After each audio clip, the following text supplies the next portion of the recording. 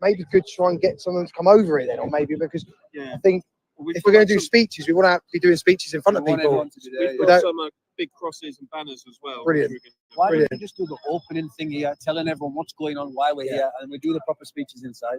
Yeah, I guess we'll just have to do that. I think you'll have megaphones in there. Yeah, I mean, I think today, we should put all the rules aside for today because it's a bit of a different day today. Yeah. I don't think the police are going to storm in telling us to put the megaphones down. I just can't see it. I mean, if they do, then we'll abide by the rules and we'll put the megaphones down. But I really don't think today, considering what's going to be happening. I had a guy come over to me saying that they're going to be preaching in there, and can we not disturb them preaching? Disturb who? I don't know, some guy who's preaching in Speaker's Corner. Okay, I'm going to have a little walk. Sorry, guys, we're just about to walk in. I think we're gonna have a little mooch in there just to see, and then come back out. We want to go over there because there's people going to be in there that are waiting for all of us, and these guys are going to do some bits here. So it might be worth just going over there, showing our faces. So maybe then people. I mean, really, we want to. When we get out there, I think we should go over. Everything should be done over there because I think that's where what we're here for. If we go in there, we're not going to come away, are we? I mean, we're going to get okay. So we've got 1,500 people on the live stream right now, and we're just waiting. Okay, I'm going to go over just to the fence and have a look. No. Yeah. So just have a little butchers over there. Let me get you away from my face.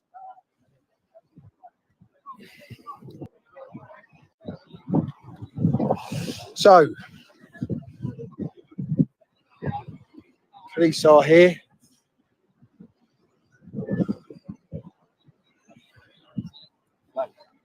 Yeah. Police are there.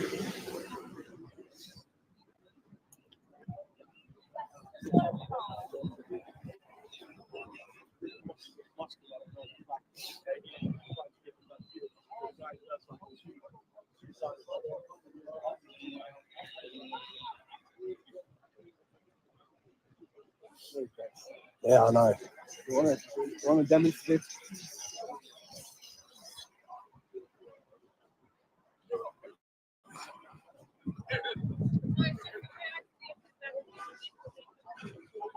So that's where we need to be.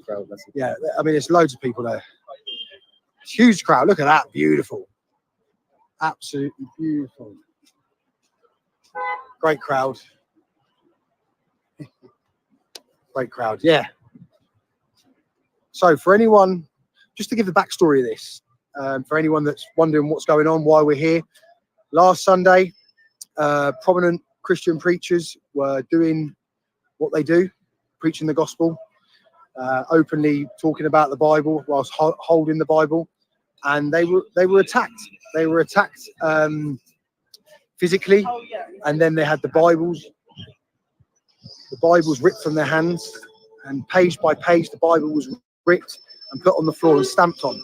So we're here today to show our support, our solidarity with those preachers, and to show this place, which is iconic with free speech, which is pinnacle for free speech, that those sort of actions are not acceptable. They're not acceptable anywhere. You know, the persecution of Christians around the world right now is not spoken about enough, and we can't do much about the foreign countries that are a bit under attack, the Christians that are a bit under attack, but we can do something today. And you can see by the crowd, show you again for anyone who's tuned in.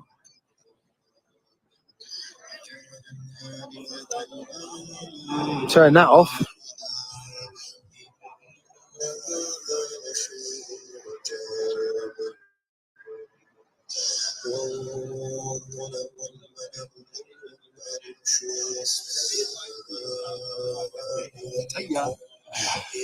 Yeah.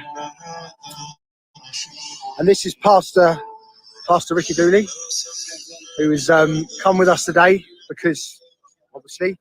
So we're just going to go back over there quickly, gather everyone together, and walk over as a strong Christian unit to do what we need to do. And we're doing it peaceful. We're not going to allow anyone to change that. If they become violent, if they become, in that manner, we'll pick our ground. We're there to support our country, our faith, our brothers and sisters. So, yeah. I think we just need to go in. Let's get in there, right? I think it's just, waiting around too much is just, Let's just get in there. yeah. I mean, there's 2,500 people on there, so I don't want them to be just looking at my face. So we've got different pastors. Let me say, guys, you've got to get Paul Thorpe on here. Let's say hello to everyone. Mr. Paul Thorpe.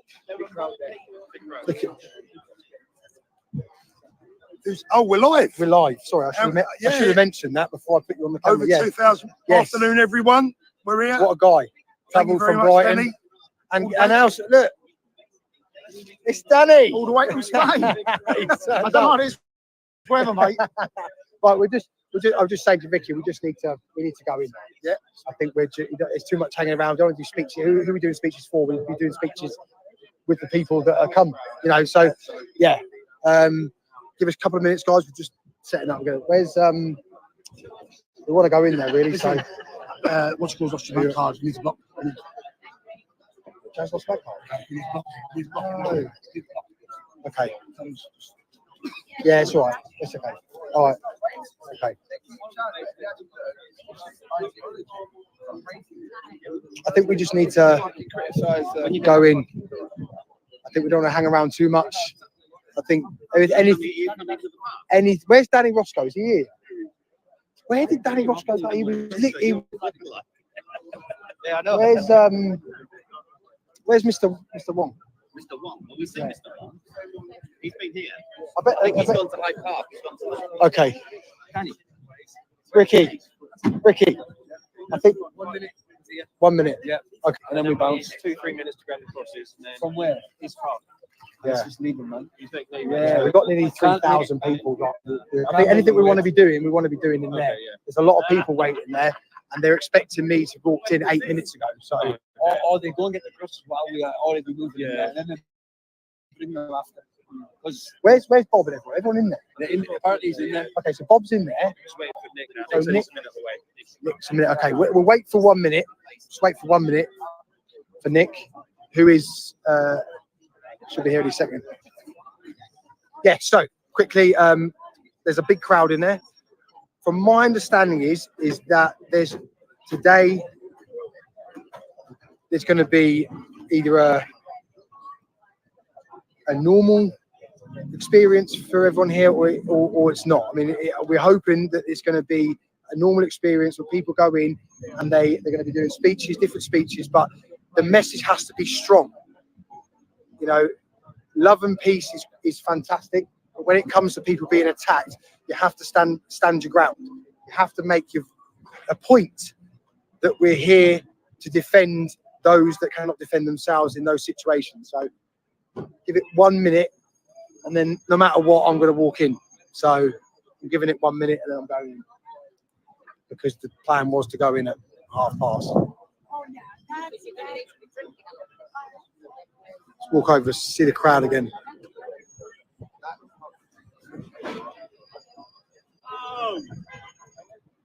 Yeah. Yeah, sure. So it's like, Danny, what's happening here? Yeah, so we gathered at Speaker's Corner today. Obviously, those that don't understand, last weekend, our Christian brothers and sisters were attacked. The Bible was ripped.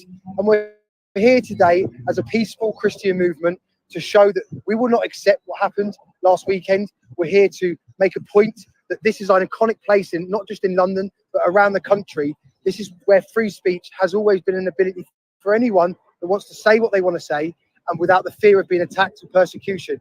And what happened last weekend was unacceptable. And today we're going in there. We're going to make sure our voices are heard and make sure we make a point of what we saw last weekend can never happen again. So it's going to be an interesting day. Thank you. Cheers, mate. Right. Just want to go in. 10 minutes late. Hate being late. Literally, I'm giving it literally one minute, mate. I'm going in.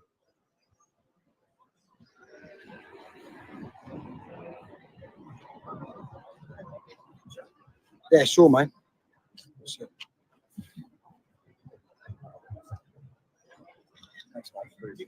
Okay, cool. Yeah. What's the plan? So if we get the kids, if you guys go in, then you can all get us more sleep with it, essentially. Yeah. So What's the plan? do we do We'll it? get the kids, these Yeah. guys go in now, Yeah. and then get us marching in with Yeah. everyone in Yeah, about cool. So 5 we're going to do the little march across this, get all that in there, and then come and meet you guys. So we're gonna move now. Yeah, let's move now. All right, fine. Yeah. Okay, everyone. Everyone, whoever's coming in now, let's go. Obviously, watch your sixes. Just be very vigilant, but let's go. Let's go. Sixes. Watch your back. Watch your back. Sorry, it's a military term. Okay, guys. No, not today. Not today. Not today. Not today. How are you, mate? You good? Yeah, good, man. Let's go. Bob's inside already. I believe so, yeah. Let's just get... We've got a nice multicultural community today. Yes. That's important. It's very important. Very important. So a lot of... We gathered here. Those that are here were told to meet here. Everyone else, I believe, is inside. So we're now going in. So I'm going to face the camera forward. The road. Let's wait for them. Just stopped at the road. Where's Dino? Dino's there.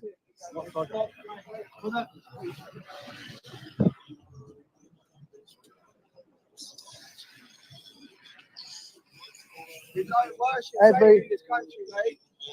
Can you remove that, please? We don't worship Satan. This is a Christian country, mate. You know, Okay. we don't worship Satan. Okay, let's just hold it for a sec. We'll wait for We them. don't worship Satan here, brother. I'm sorry. There's a big Dino. Got a guy. Hallelujah! Yeah. Why are you here today? We haven't lost it, it's just regaining it. Who's he waiting for? Freedom of speech. No, we're waiting for the rest.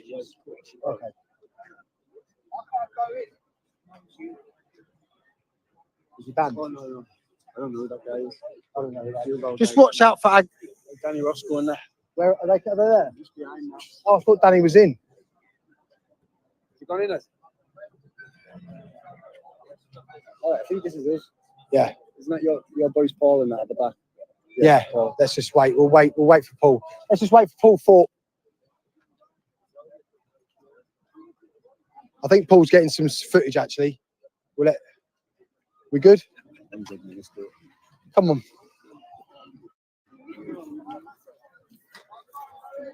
Christ is King. Yeah, Christ is King all the way. Say again, sorry? No, it's our pleasure. Thank you for coming. What a great... Hey, listen, my camera's up there. Okay, You see the camera just there? yeah. I'm going to stop you up there. Yeah. Okay, mate. Okay. I've seen him before as well. Yeah, he's a great guy. Christians are coming! Christ is King! Christ is King! Christ is King! Christ is King!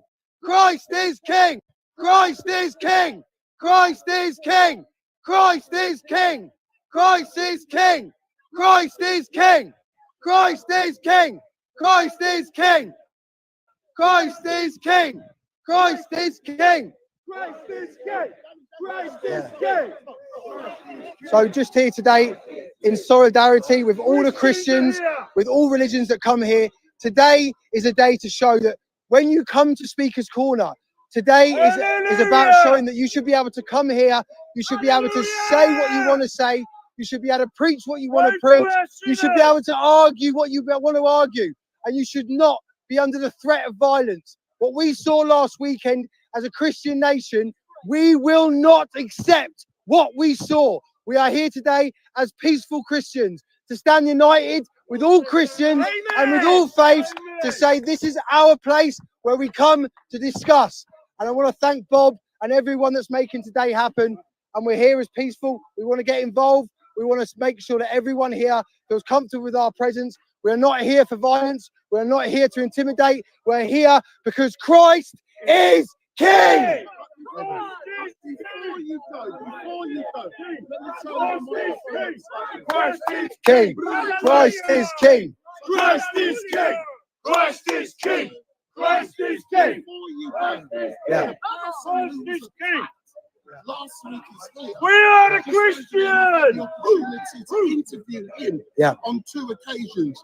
Are you aware that the perpetrators of the incident last week has been charged with arson and attempted murder? Amen. No, I didn't know that. It's the first time I've heard that, but that's good. So we'd like to speak to that individual if he's willing to speak to us. I mean, we want to put our hands around this guy. You know, every religion has the right to be here. Every religion has the right to preach. Every religion has the right to argue here. What any religion doesn't have the right to do is attack anyone. And that's what we're here to support, to make sure that people understand we give Christ is King. Christ is King. Sorry, man. Just getting the doctor. Yeah. Yeah. Yeah. One question. What impact do you think this rally will have? I think the impact it'll have is people will see this is a Christian nation. People think that Christianity is in decline, that are not part of the churches. Let me tell you now, Christianity is on the rise. Amen. We see what is happening to our brothers and sisters around the country, and we see what is happening around the world. We can't do much about those Christians that are persecuted, but we can do something here. And I would ask any Christian to make sure they share the videos from today. The love. I want to talk to this guy because he's one of the guys that was attacked. Can we just let this guy through quickly? This is the doctor, Danny. And the doctor. Give you a hug, man. Hey. Can you explain? So, if you hold that, doctor, can you explain to Danny what happened last week and what has subsequently happened? Christ is King. Thank you. That's one of the reasons what happened last week when I was my flag was taken away, the Israeli flag, which is in support of the Jewish people. Secondly, my property was damaged. My table and Bible and books were trashed by principally two characters. Thank God that they were arrested, and they were arrested on charges of arson, attempted arson, and trying to basically burn me alive in Speaker's Corner. Never. what did they do when you say they tried to burn you alive? It was actually on film. Somebody actually filmed it. They literally tried to burn me. I was on the ladder preaching, and somebody had a lighter and was trying to light me up. We'll never stand for it. So, fortunately, God protected me, because I didn't know they were doing it. Amen. Until I saw the film myself, I said, wow, this idiot was trying to burn me alive in front of everybody. A charge of attempted murder. Yes. Can you tell us about that as well? Well, that follows on because of attempted arson, which failed, and therefore that led to attempted murder because anything could have happened to me. So he was arrested on those specific charges. I had to go to the police station to make a full statement about an hour. Today the police are around, so which is good, but they should be here more often. Yeah. And quicker as well. Right. Well, we want to say that we're very sorry that you experienced that. We are here. I mean, I've had my experiences at Speaker's Corner, but we want to say that we stand united with you. Amen. And if there's anything we can do as a community, as a Christian community, to make you feel safer, then we'll do that. And from us, we're very sorry, but we're here to support you. Christ is King. We'd like to go in now. Christ is King. We'd like to go in. Yeah, thank you, man. Thank you, man. Thank you. Lead the way, man. Let's go. Just watch your sixes, yeah?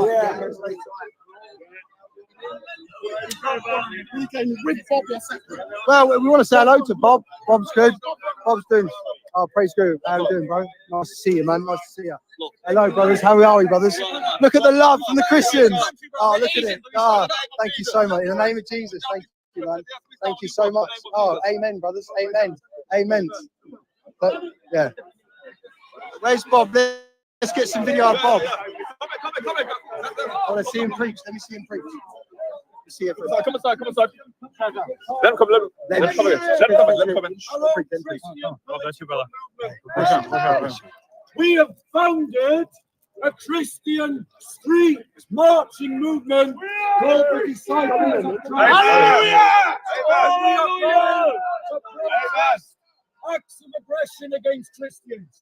We are going to protest double standards by the liberal elite. That's right, amen. When they allow Bibles to be desecrated, but arrest Christians or anyone for desecrating. Never stand for it.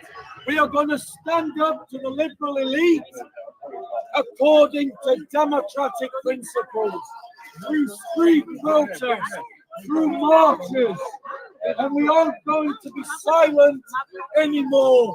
Amen. Any church leader who discourages you from being a political activist, ignore them. They are naive or foolish or cowards. Ladies and gentlemen, join the Disciples of Christ street movement. Amen. Find us on social media. Join the protests. At this moment, we're launching a campaign where we are going to be protesting outside of the embassies of all the nations where Christians are being persecuted. Amen. Christ is King! Christ is King! Christ is King! Christ is King! Christ is King! Christ is King! Christ is King! Christ is King! That means I want every English Christian to join with us when we protest outside of the Nigerian embassy against the genocide that's occurring against Nigerian Christians. Amen. We will.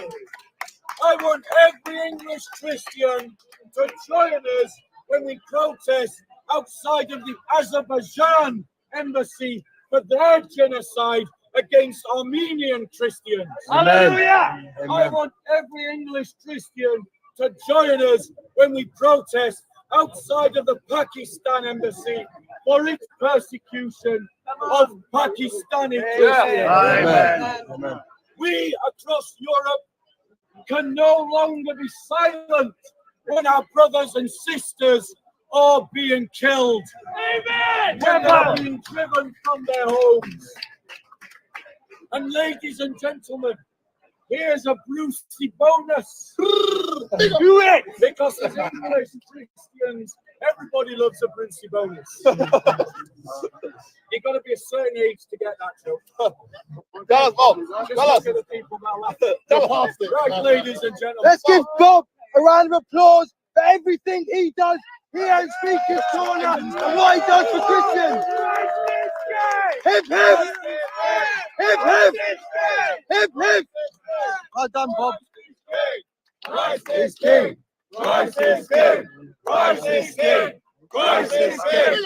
Christ is King! Christ is King!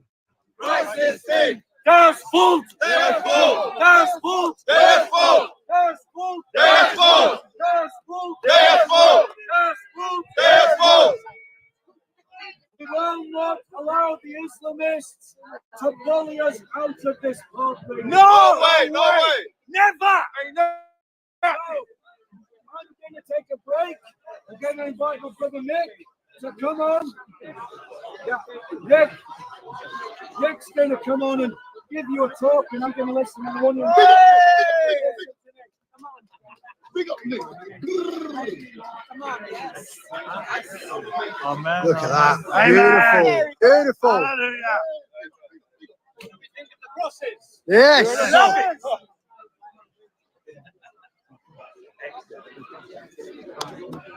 it. Bob, this is what it should look like. Bob, look at it. Christians united in the face of persecution, in the face of attack. Look at the crowd. Look at the Christians that have gathered in the defence. Listen to Nick now. Right. Hello, everyone. Hello. For those of you who don't know me, my name is Nick. Hello, Nick. I'm a Christian. Fear doesn't control me, I control it. Because I understand how fear works. We are here today to talk to people about the Denounce the 1% campaign. Denounce the 1% of fanatics, of extremists, of people who want to do us and our brothers and sisters harm, regardless of where they come from, regardless of what they believe, regardless of their demographic, creed, background, bank account, regardless. If it is extremism, it is not welcome in Britain. We have no Christianity in our mainstream political parties. Read the manifestos. Reform's contract mentions Christianity once. UKIP mentions it several times. There is an element here where Bob speaks so passionately about Christians finding their voice. This muscular Christianity that people talk about, middle class Christianity being called out. There are a number of things which have to come together. At the helm is activism. Amen. At the helm is getting off your backside and standing shoulder to shoulder with your brothers and sisters and calling out the 1% for everyone. Call out the liberal elites. Call out the political class. There is an opportunity to galvanise behind a political war machine. Now that I am deputy leader of the UK Independence Party, and for all of those who say no to politics, what's the point? I say you're part of the problem. I say you're part of ignorance. You're part of apathy. The time for action is now. The call to action is now. There can be a new future. There can be a bright new future. It is based on activism. It is based on having your house in order and no longer living a disordered lifestyle. It is about prayer. It is about fasting. And it is about us. You're part of apathy. The time for action is now. The call to action is now. There can be a new future. There can be a bright new future. It is based on activism. It is based on having your house in order and no longer living a disordered lifestyle. It is about prayer. It is about fasting. And it is about asking our Lord and Savior to forgive you, me, a sinner. The opportunity has presented itself. And it is an honor, as always, to speak on behalf of the Disciples of Christ movement.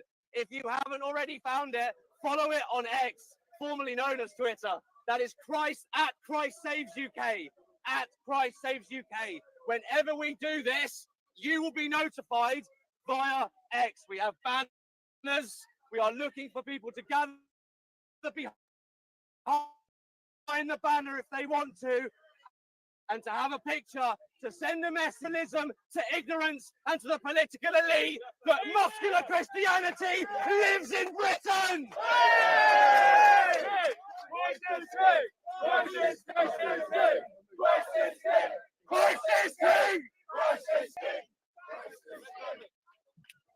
Cheers, man. Praise God. Praise be Jesus. Thanks a lot. Thank you. Praise be Jesus. Right, banner. Someone help me out with organising this if you want. We'll move over there for the banners. Excuse me.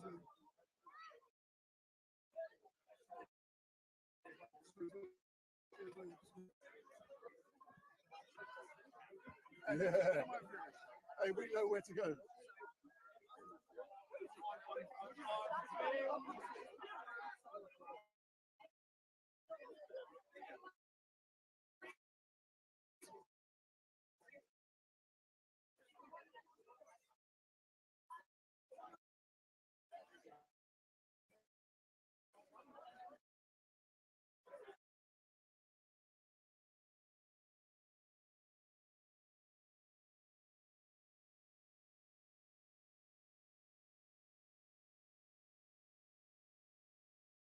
He went off with Danny.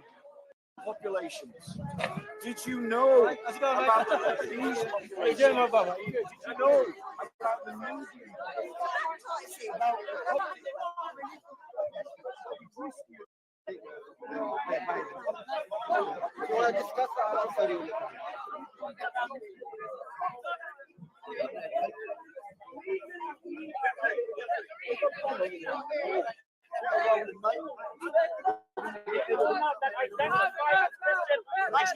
outside, my friends have been attacked, I've been slandered, and I've been shown fear at this corner.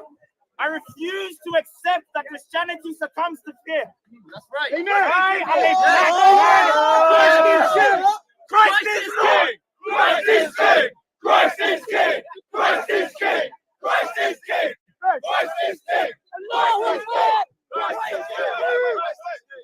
And remember why we are here. The suffering in Armenia. The suffering in Nigeria. There is banditry in the north of my home country. I couldn't even go to northern Nigeria to see my friends because they were being killed in their own churches. I refuse to allow my friends to die. While I my Lord, Christ is King, Savior. Christ is king. Tell me, where's the humility in these people? Where's the fruit of the Spirit? Galatians chapter 5, verse 22. You see no fruit in these people. There is no fruit of the Spirit. Aggressive People. Aggressive There is behavior. no humility. There is no humility in these people. They dominate by the sword. No peace. By the sword. peace That's at why you all. guys dominate. Is there a By the reason? sword, no peace. Can I ask you? Is there a reason? Why you guys gone quiet? Is there a reason Why you guys don't gone like quiet? Is there a reason why you don't like him becoming a Christian? He was never ex-Muslim. He was never an ex-Muslim. What does it mean? What does it mean? You guys are meant to know Arabic. What does it mean? Come on. Shut the fuck up. Exactly. No humility. Like I said, no humility. No humility. What does it mean? ألم تر كيف فعل ربك بأصحاب الفيل ألم يجعل كيدهم في تضليل وأرسل عليهم طيرا أبابيل. Muslims are meant to know Arabic, so what does it mean, my friend? Or you are a fake ex-Muslim. You're a fake Muslim. You don't know what it means. Because you don't know Islam. Once you know Islam, you'll be out of it. There you go. Everybody who For a long time, for almost a decade, as long as I can remember, your da'is have lied to you over and over and over again.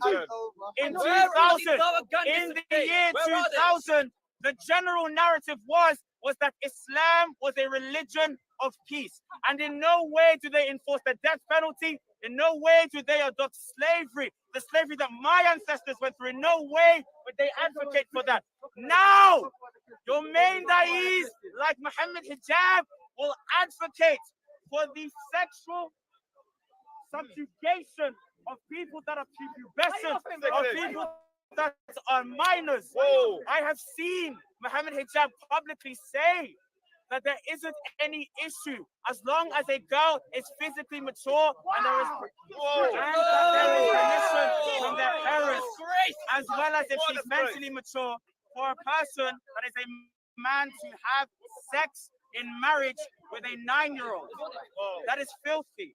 However, that is not my problem today. My problem today is people like this individual. Yes. I have to You're jealous.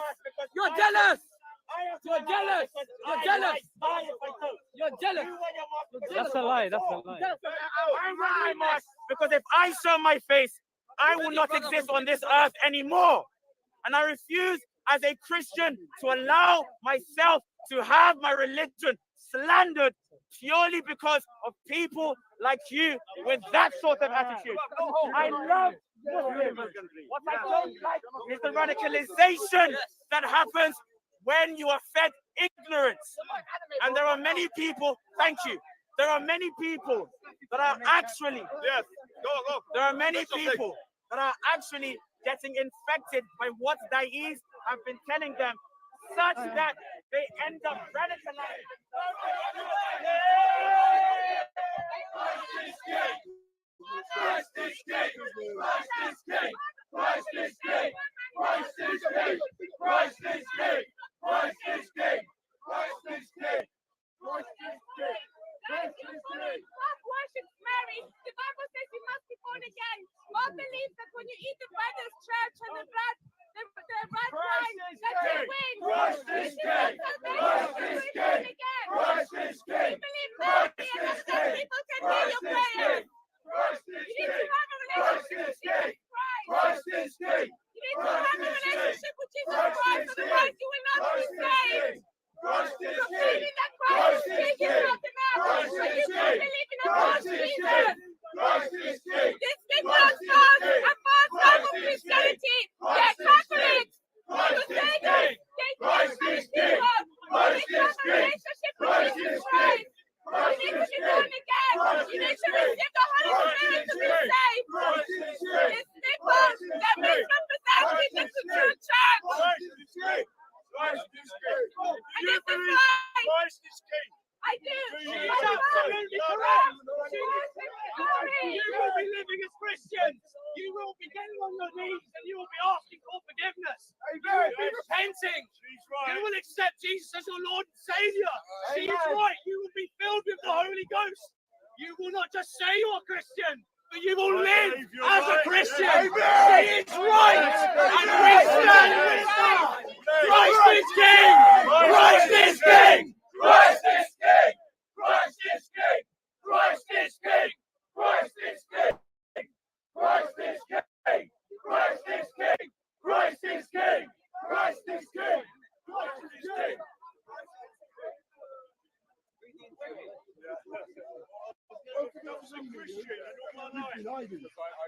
This country is a great Christian country. This country is one of the greatest Christian countries in history. If you want to know the heritage of this land, that heritage is Jesus Christ. You see this flag? Hold this flag up, brother. You see this flag? Jesus Christ. This is St. George, who died on a cross because he refused to refute his faith in Jesus Christ. And we, as British Christians, refuse to refute our faith in Jesus Christ. We refuse for our brothers and sisters to be persecuted. We refuse for our brothers and sisters to be attacked. We refuse Islamic aggression. We refuse but to be silenced. Christ is King. Christ is King. Christ is King. Christ is King. In the name of our Lord and Savior, Jesus Christ. Christ is King. Christ is King. Christ is King. Christ is King. Christ is King. Christ is King. Christ is King. So for those of you who are watching, my name is Wendell Daniel from Street Mike. And don't forget, if this is the first time you've seen Street Mike, make sure you hit that subscribe button. So smash that button. They're all calling for Bob. So make sure you smash that button. And this is the disciples of Christ who have decided to come down to Speaker's Corner today as a direct result of the incident which took place last week. But I believe Bob said to me the disciples of Christ were coming here anyway, and it's just a coincidence that they're here today. But there are two events planned here today, the disciples of Christ and Danny Tomo. So Danny is here as a direct result of the incident that took place last week. And what we have heard is that the people who were apprehended and arrested with arson and attempted murder for what happened here last week. So they've been charged with arson and attempted murder, and that has come from the mouth of the person who they tried to kill. So my name is Wendell Daniel from Street Mike. So let's try and get some interviews. So Lewis, how's things going on? You know, what's it been like for you to be out on the streets today? It's been amazing. I cover all sorts of events. This is one of them. And there are a lot of people here. It's very busy. I just interviewed Danny Tomo for the first time, which is quite big on the channel. And I hope to cover more of these events in the future. But I'm an impartial, independent journalist. I don't get political. I just show what's there for what it is. And how important is it to be impartial? Because I argue I'm impartial, but most of the time I am. But on occasion, my opinions slip out. I think it's very important because the thing about journalism, you have to show what's going on. You have to be objective. You need to ask questions on any side. You need to ask questions from either side and just show what's actually going on, rather than taking sides and looking like an activist. Being an authentic journalist, you need to actually show what's going on for what it is. And that's what the mainstream media don't do. How can people find you? Because I love this guy I'm talking to. He's only about 18 years of age, and he's one of the biggest live streamers in London. And I would argue, watch this man. In years to come, he is going to be big. But before that happens, he's going to be a cameraman for Street Night live stream. So how do people find you? So people can find me on YouTube, where I have 13,000 subscribers.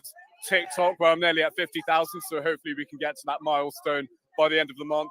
I'm also on Instagram, Twitter, which is now known as X. So you can find me on those platforms. And if you're around at any of these events and would like an interview, do come up and say hi, because I love to meet and talk to new people. But thank you very much for the shout out. And I'll shout you out quickly. So we are currently, I'm being interviewed by Street Mike. So go check out his channel as well. So one thing I love about this man is because I've been watching his rise. I've been watching you as you develop since you've been 15 years of age. And I'm really proud of how you've matured, how you're going about doing things. And I take my hat off also to your dad, who's a strong person behind you. Thank you very much. And I appreciate all the support and all the kindness. But I literally started from nothing on day one. And my first ever live stream, I think it was about a couple of years ago, one of the anti-lockdown protests. And all of a sudden, I got all these people on my channel. And I thought to myself, I'm going to take it further beyond this and create something that I've never, a few years ago, I would never have expected to become on YouTube quite well known and a journalist. Like if you told me like 4 or 5 years ago I was going to be a journalist, I would not believe you. But now I'm in this position and I'm very, very much grateful. Excellent. Big up. Big up. Big up. He was crucified, he resurrected, and he's alive and is coming again to judge the whole world once and for final time. And Jesus Christ is none other but God of the creation. Amen. Amen. Amen. Christ is King. Christ is King. Christ is King. Christ is King. Whilst we are all here to listen and to hear and to learn from people who can defend, which is what Bob is going to be doing, there is another angle to why we are here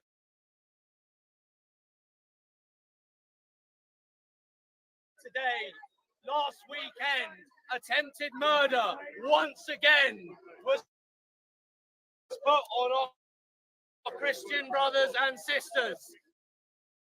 Bibles, Christian Liberty Day, and Islamic recruitment posts.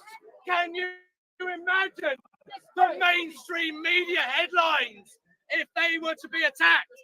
Can you imagine what we would see on our screens? For attempted murder at Hyde Park. Better not say too much about that. We are here to understand more about totalitarian or left extremism. It is designed to silence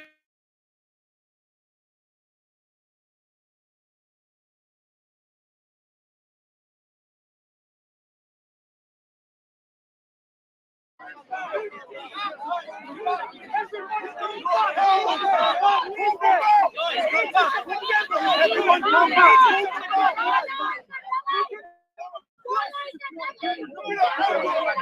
Everyone come back. Everyone come back. They are very full of grace. Blessed art thou amongst women, and blessed is the fruit of thy womb, Jesus. Holy Mary, Mother of God, pray for us sinners, now and at the hour of death. Amen. Move back! Move back! You don't follow Bob. You don't follow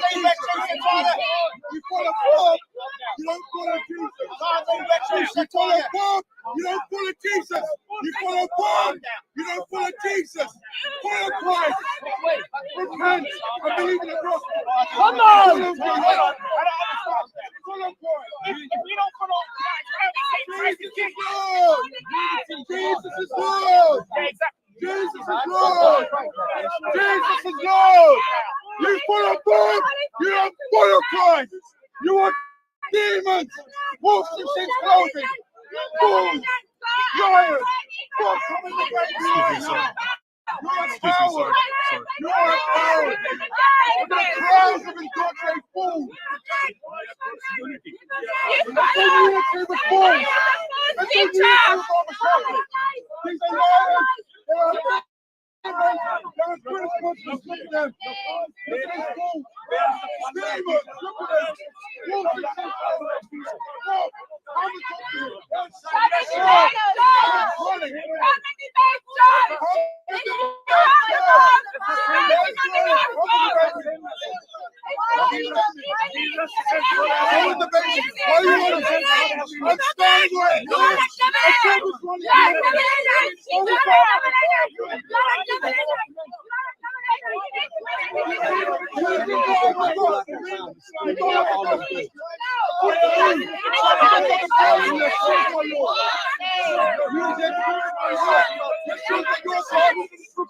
Your God is national nationalism. Your God is your country. Your God is your country. You don't believe in it. You don't believe in it. Your God is your country. Your God bites and you need to repent. Your God needs to repent.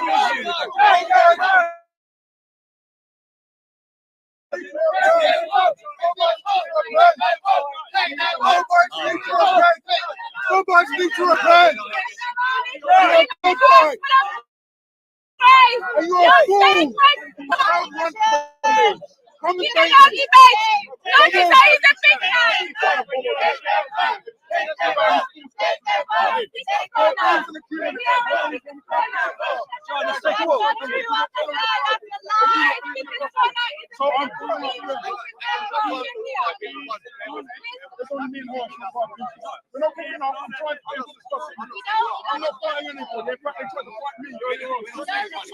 I'm not fighting. I'm standing right here practicing my free speech, and you Bobites need to repent.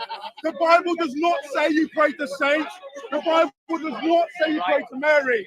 The Bible says there's only one gospel that leads to salvation. And you must be born again. You are a son. You must be born again. You need to be saved and receive the Holy Spirit. Pray to believe in the gospel.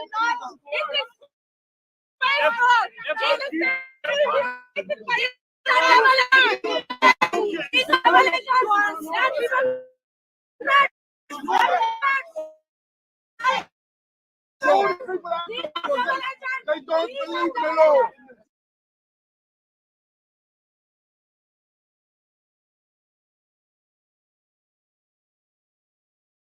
The Bible says that you need to accept the Holy Spirit to be saved. She's a revelation.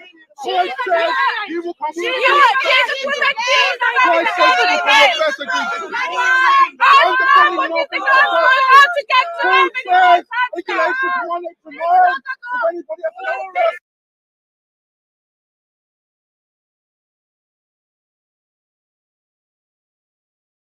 So, ladies and gentlemen, this is how the devil works. He wants to divide Christians. Yeah. He wants to divide Christians against Christians. And this is the danger that we must guard our hearts against, which is division.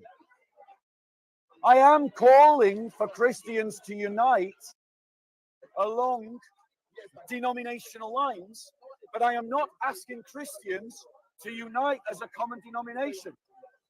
I'm asking Christians to unite based upon what we are against.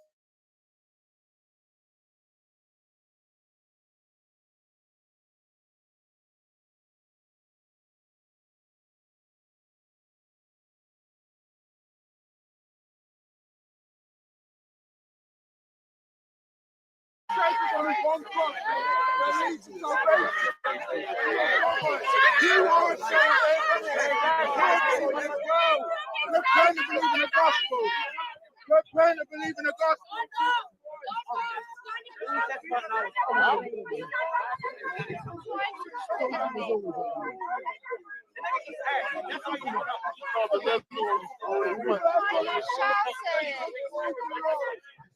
Care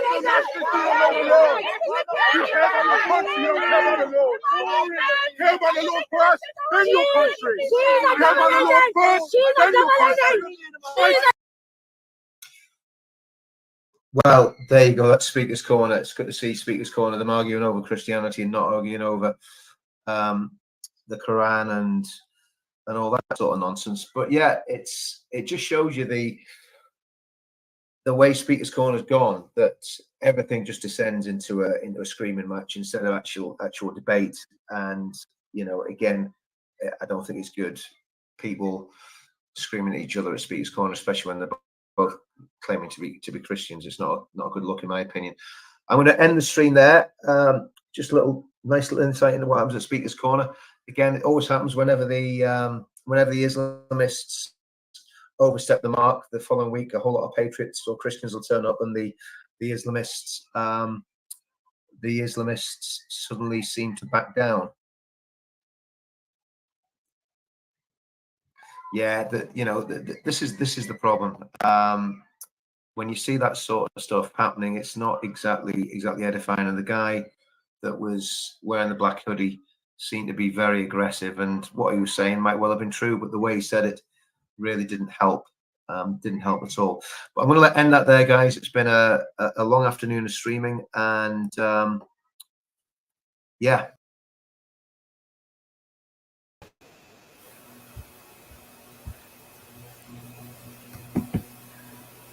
So, what do we all think of that then? You know, I don't know where Danny Tomo went.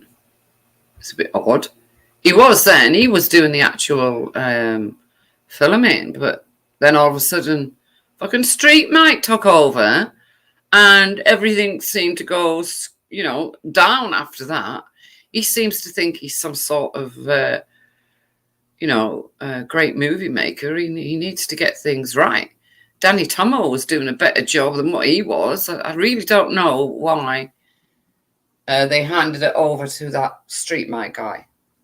But they did, and that's when everything started to glitch and stop, and I don't know. But it's nice to see people defending the faith, although it had to be done today because last week there was a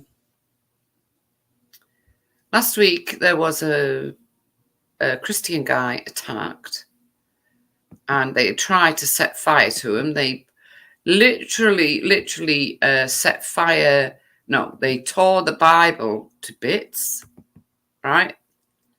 And obviously they were allowed to get away with it. Well, he has been charged apparently, but the guy who tried to kill the Christian. But it just shows that when people decide to show up en masse, it works. Because I couldn't hear any of the Islamists screaming their rubbish. I don't know about any of you, but I didn't hear any of them, not one of them. No doubt they will in the future. You know, they look upon it as a call to arms today, right? Them going down Speaker's Corner today will be looked upon as a fucking call to arms, for God's sake, yeah? But for the life of me, I don't know why Danny Tomo passed it over and started to let Street Mike stream it through. This guy is not what he thinks he is, right? And he did vote for Sadiq Khan, so that's unforgivable. So, hello, Suzanne. Hi, Jupiter, love. Hi, Kermit. Badmarsh. Yeah, so what do we think then? Do we think that Christianity is a good thing, that Christianity is now on the march? Do we think this? Is it something that some of yous would be willing to get behind? Could you get behind such a thing? You know, because obviously what they're trying to do is bring Christianity out of the doldrums, because that's where it's been, hasn't it? We've got to be honest. It's it's kind of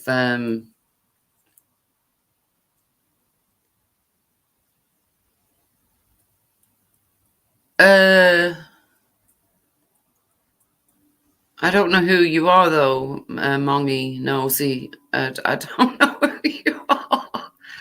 I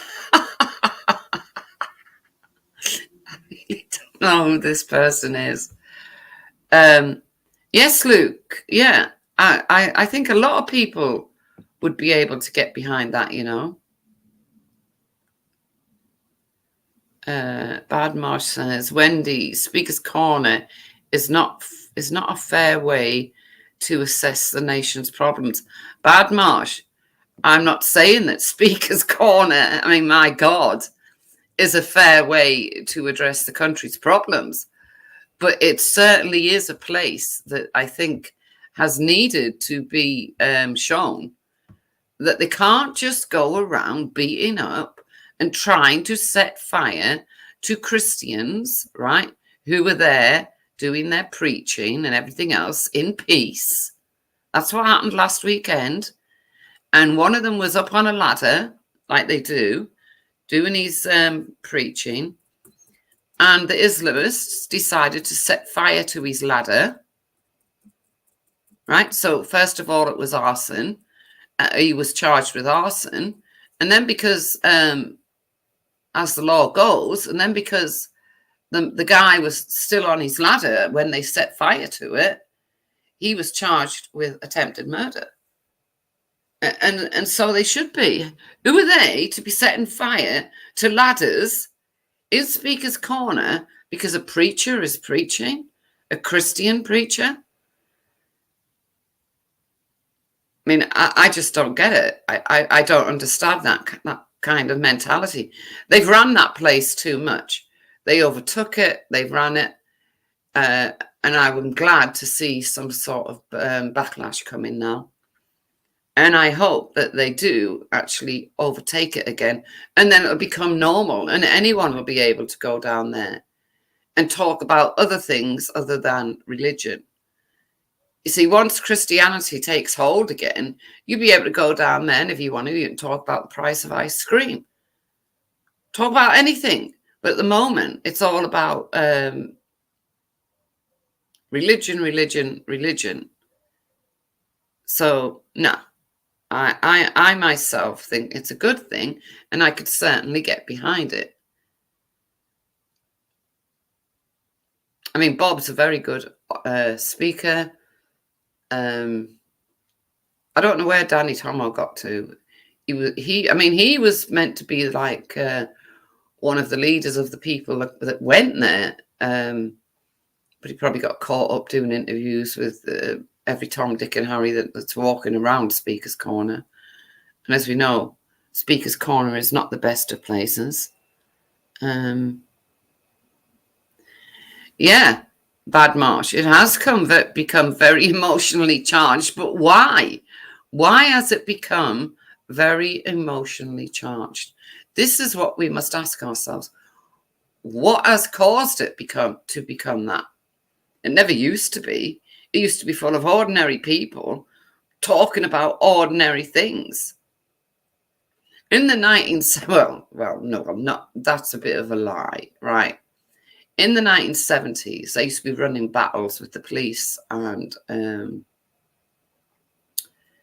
different people. And in the 80s, I was running battles with the police and the miners. But all of a sudden, you know, it seemed that one religion was taking over. I mean, they had the cheek to ask these Christians who came down today to protest about what happened last weekend.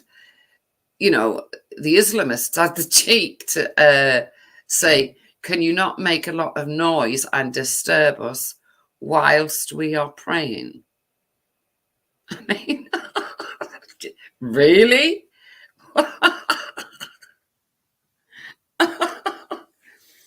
Kermit, did Mandy hurt you? What? No, she didn't hurt me. No. But I don't like traitors, you see, Kermit. They completely got me wrong What I think what they thought was that I would be involved in their little hate fest, right?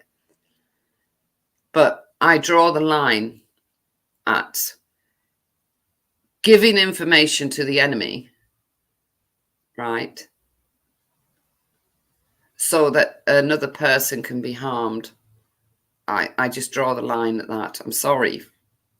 You might think it's okay. I don't believe in traitors. I don't like them. They don't stand for anything. And their own personal dislike and hatred, okay, of a certain man makes them do deplorable, underhanded things. And I'm just glad that none of that information that was passed along to the enemy actually caused any harm. Oh, I'm going to say his name, to Tommy Robinson. Even though I'm not a fan of Tommy Robinson's, I wouldn't like that to happen. But this is on a very small scale. So you can imagine what goes on a larger scale. I mean, they agree with most of his politics, but what they don't like is him personally. And that's why they were doing it, because they've got a personal dislike for him. I can't be like that, and I won't be like that.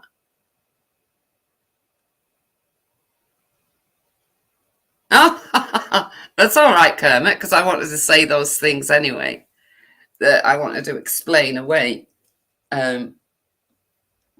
what they were up to.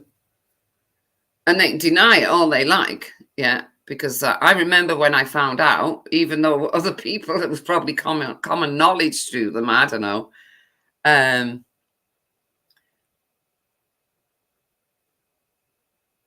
Oh, Jesus. Yeah, Jupiter, you know what I'm like. Let me give it a try once more. I'll put it in. I don't know why it's saying that. It shouldn't be. I'll put it in again, love. I hope you can get through this time. God, I don't know. It's probably me. I probably copied it wrong. Yeah. I do believe that if because of their own personal hatred, literally, I think they would become jihadists and be against everything that we hold dear because they personally dislike someone. Literally. So today, when I saw that, when I saw what was going on in the Speaker's Corner, I thought, oh, great. I don't know if it's working because she hadn't. I don't know. Right. Hi, Jupes. Hiya. Bloody hell. Well, yeah, sorry about that. Have I got echo? No. Okay, good. I said my first time back on here in a long time, and the streams weren't right. What did you think about that then? That little show of Christianity down at Speaker's Corner. Did you think it was a good thing, bad thing? What do you think? Well, at first I thought, oh my God, this has made things worse. But I didn't realise that they'd gone down there in retaliation to that incident last week. I didn't know nothing about that. Neither did I, Jupiter. So when I came, yeah. You know what I mean? It's bad, isn't it? I mean, if they've tried to burn someone. Yeah, and the guy who did it, he's been charged with attempted murder. So it must have been a serious attempt. It weren't just someone trying to burn the book and they've exaggerated it. It must have actually really been that. What they did was they got 4 or 5 Bibles and tore every page out of them and were stamping them on the ground. Then this little preacher was stood on his wooden ladder, the way they do those little wooden ladders. And they all gathered around him and tried to set fire to the ladders. Oh, shit. Can you imagine? And and the preacher wouldn't move and was stood on the ladder. So it's attempted murder, isn't it? Really? Yeah, that's bad. And yet we heard nothing. I never heard a thing. I never saw any streams about it. Nothing. That's what I mean. That's why I didn't even know. You would have thought that some of these people that are saying they're patriots would have said something about it, because some of them must have known. Because Well, I don't particularly like Danny Tomo. So, I mean, yeah, he's done a lot for the movement, and he's helped Tommy Robinson out with a lot of organising a lot of these rallies and that. For that, I give him credit. But because I don't particularly like him as a person, yeah, I don't tend to watch his streams a lot. So I wouldn't well, know. yeah. Well, I never watch them, but you know, when you come across something and you weren't looking, but you just come across it. That's what happened today, and I thought, oh, what's this? You know, the Yeah. St. George's flag and Danny Tomo. What's going on here? And then I realised what it was. I thought, oh, But they're he's at it. Yeah, sorry, go on. They're at it again. I mean, is Hatoum back down there, or is she still not there? No, now that's something else I've got to go look at, because Fox said that Hatoum done a stream or something, a video. So I think maybe she's explained why she's left and that. I think she got serious death threats. She did, yeah. Yeah, Probably. and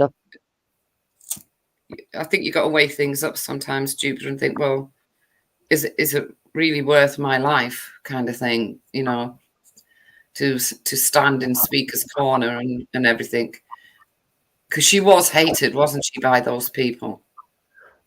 I do think though it's become a bit ridiculous, because when you look at what that Hyde Park was meant to be about and yeah, the traditions with it, to think now that it's just become a religious battleground is just mental, really. Well, for me, I'm hoping that once we get rid of the Islamists out of there, right, that it goes back to the way it should be. If you look at videos of the 1980s and that, I'm sure you have. Yeah. It's a different place. They spoke about jam. They were talking like the price of stuff and just different everyday things.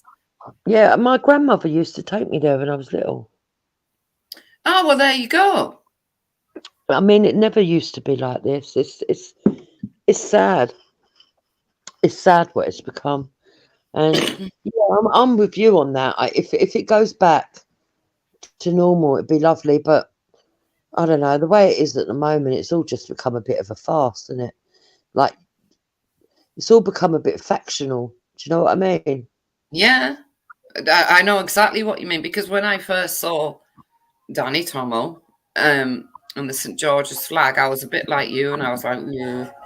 And then I heard the story, and I thought, hang on, then, no, they got every right to do it, because I don't like Christianity to be weaponized like Jada Franson tried to. Yeah, yeah. Oh, you've got your ice cream van instead of me. Shut up. It's normally me, and you've got it. You got to wonder if they're undercover. I think they're undercover, you know. I think they're all undercover.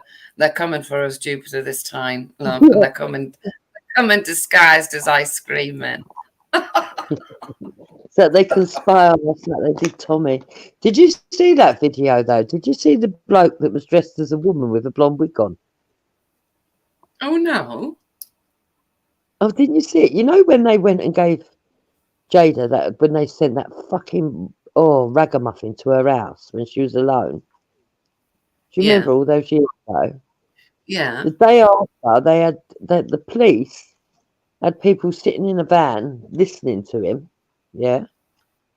Right. And one of them was dressed as a woman with a blonde wig on. To try and disguise themselves. Fucking mental. Well, I know when I found that ragamuffin, as you called him, Dick Coughlin. When I found him on here, and I thought, I'll go see what he's got to say about it. So he will not publicly say it was him. He will Oh, deny. Yes, since he put a video out bragging about it, didn't he? Oh, he's changed, has he? Ah, right, okay. Yeah, explaining it all. Tommy's got all that in the video as well, hasn't he? The video that we watched one of the videos we watched the other. Oh, you weren't there. When they were going on about Jamal the other day, I went on with the actual Jamal documentary, Silence, that Tommy done. Oh. And it's all in there. All in there. How the Muslims that are, deliberately sought out Antifa to go and do that and give it at the door because they knew they just wanted to cause trouble. That's it. That's all they wanted to do. They knew that he weren't even in the country. Everybody knew because he was over in, where was it? Was it Norway? Not he was somewhere. Yeah. Yeah. But and no, he is a strange individual, that Dick Coughlin. Yeah. Very odd. So I see the haters are out in full force, aren't they? Because of us talking and being yeah, but their tactics, they're not going to work. They can do what they like, just because they're full of hate. As I was saying, I believe they would literally become jihadists to try and get whoever they hate. Do you see what I mean?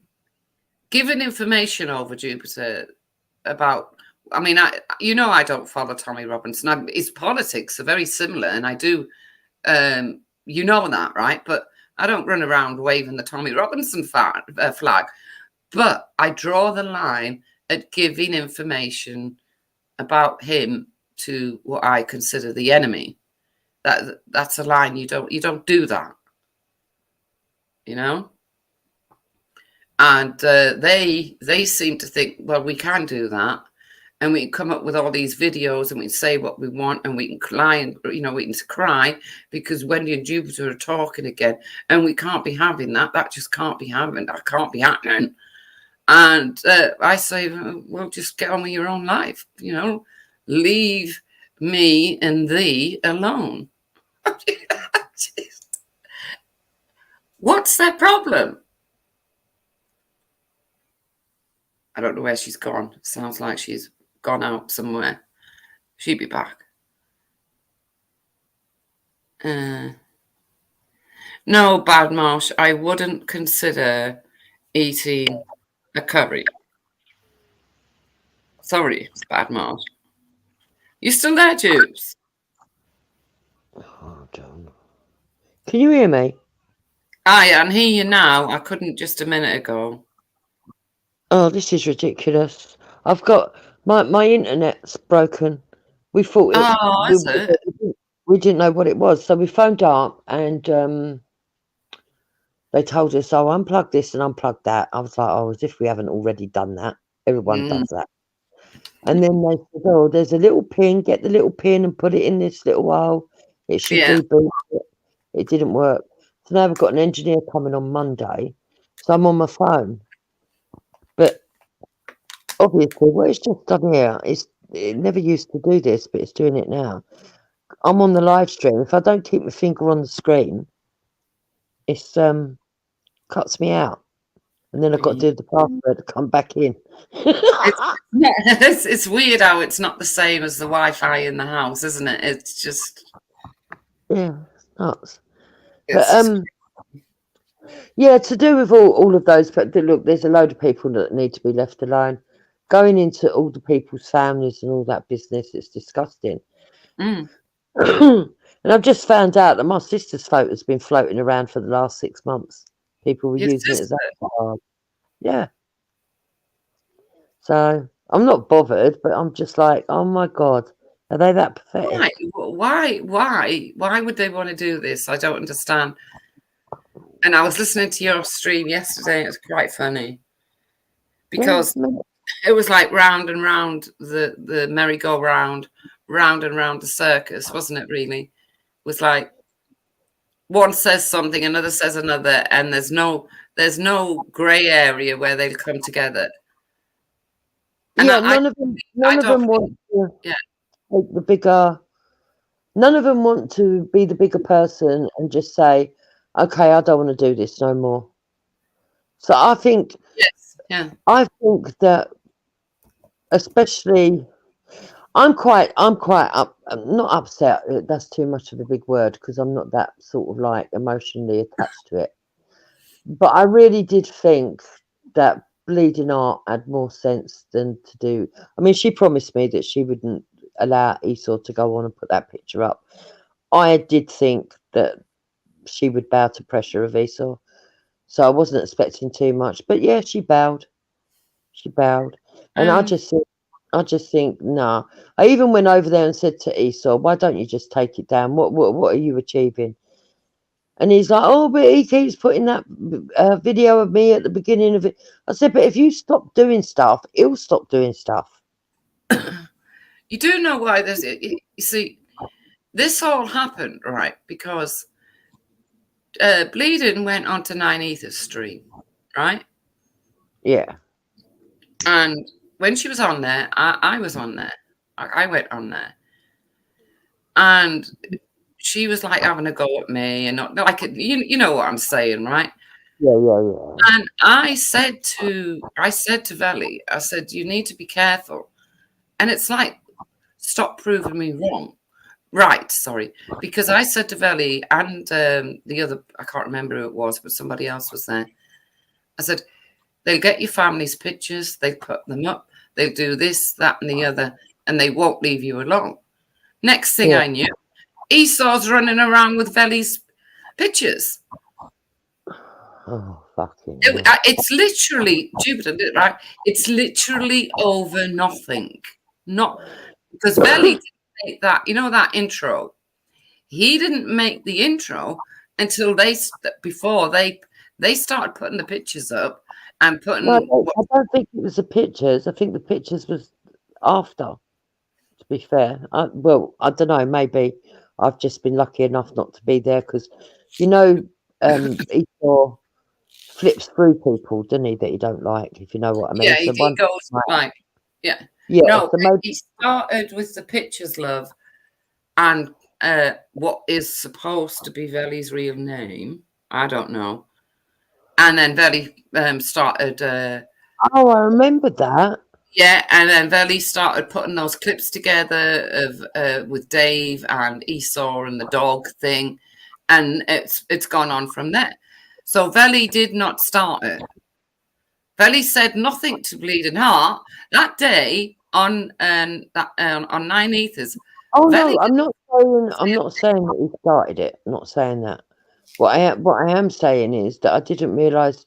But then you just reminded me. Yeah, there was a stream where he had pictures up, and he was saying, because nobody realised who it was at first. He was saying Marva. That's it. I didn't even realise who it was at first. None of it. I used to think, why is he talking about crayons? Because I couldn't hear what he was actually saying. You know, for like that name that he likes to say. And then I realised it was all to do with Veli. I thought, well, this is over nothing. Absolutely nothing. There was nothing said to Bleeding Heart that day. There was nothing said about anyone that day, really. And then it all got blown up. And I can't blame Veli for not like wanting. And you know, do you know what I mean? His family's pictures up there. Mm-hmm. I don't agree with what they're doing about her family, though, either. I don't know what they're doing. Who's what? I don't agree with none of it. Well, she says it's not her family, so at the same time, but you know that story that she came out with. I'm not going to repeat it on 9 Ethers, and then everyone's taking the mick and sort of like accusing her of having this, that, and the other in her family. It's disgusting. Oh, well, God, they've twisted the whole story. You mean? And yeah, because if it's true, you know, if it's true, then at the end of the day, she did the right thing, you know. Yeah, and it's a bit like the way people go at Luke over his relative. They twist everything and make it out to be something that it's not. Yeah, So yeah, yeah. they've twisted her story, look, and made it out to be something that it's not. So that all needs to stop. Yeah. Well, I did that once as well to Luke, didn't I? And I've I made don't it. know, love. No. No, I Yeah, did. I did. when you're in the zone, Jupiter. That's This is what I was because saying. they were propagating shit about me, so I did it back. But So, look, when you're in that zone, this is what I was trying to say yesterday on in the chat, right? You'll say absolutely anything, but there comes a point where you've got to stand back and you've got to look at your own actions and what you're doing and what it is you're actually achieving. yeah, Nothing. nothing. And we've got bigger problems in the world. Yes. Especially in this bloody country. Yeah, of course we have. But I did find it funny the way one would say, like Bleeding would say one thing, and then was it Moon? Yeah, Moon would say another. And I thought, there isn't going to be any end to this. And then you had Mr. Unknown come on to put his 2 pennies in. Oh my God. Unbelievable, yeah. But I think, Wendy, it's because there are some people that are really serious about some of this stuff and their opinions and that. You know, like me and you, we like to get stuck into the opinions on Tate or the opinions on Tommy or the opinions on you know, politics. We like to talk about the current affairs. There's a group of people that just like to talk about people. It's weird. And I'd say for a while it completely took over these streams, just talking about people. That's all it would seem to be. Just talking about people. No topics. Let's just talk about people. And it started with, I don't know who it started with, but it seemed to have gained traction. And I don't know, I mean, Moon's got a thing about Brian Hill, but the funny thing is that Brian Hill's not even about at the moment. Yeah, I know. I know. And when Easy said yesterday, oh, I asked him to get him off his stream because I was intimidated by him. I was like, what the fuck? Are you having a laugh? You know, I out with ages ago, and he don't even really aggravate me. He don't come near me, and he ain't really been around. I think he likes being over on TikTok. I don't know because I don't go on TikTok, but from what I've heard, he's got a little audience over on TikTok, and he does dancing and stuff. I don't know. Ooh, easy. Oh, Yeah. Brian, you mean Brian Hill? Yeah. I know. Can you imagine it? But someone said to me the other day, even Plisco's got a following over on TikTok, for fuck's sake. Can you imagine Brian dancing on TikTok? Yeah, apparently he goes on there dancing and talking silly, and he's got all different women that he gets to say hello or whatever. I don't know. But, you know, if that's what makes him happy, I'd rather that than fucking run around causing trouble for people. You know what I mean? Well, yeah, because that's all he does. And what he likes to do as well is pretend he's changed. It lasts for about, I don't know, 6 hours. Then he comes right back and be exactly what you knew he was.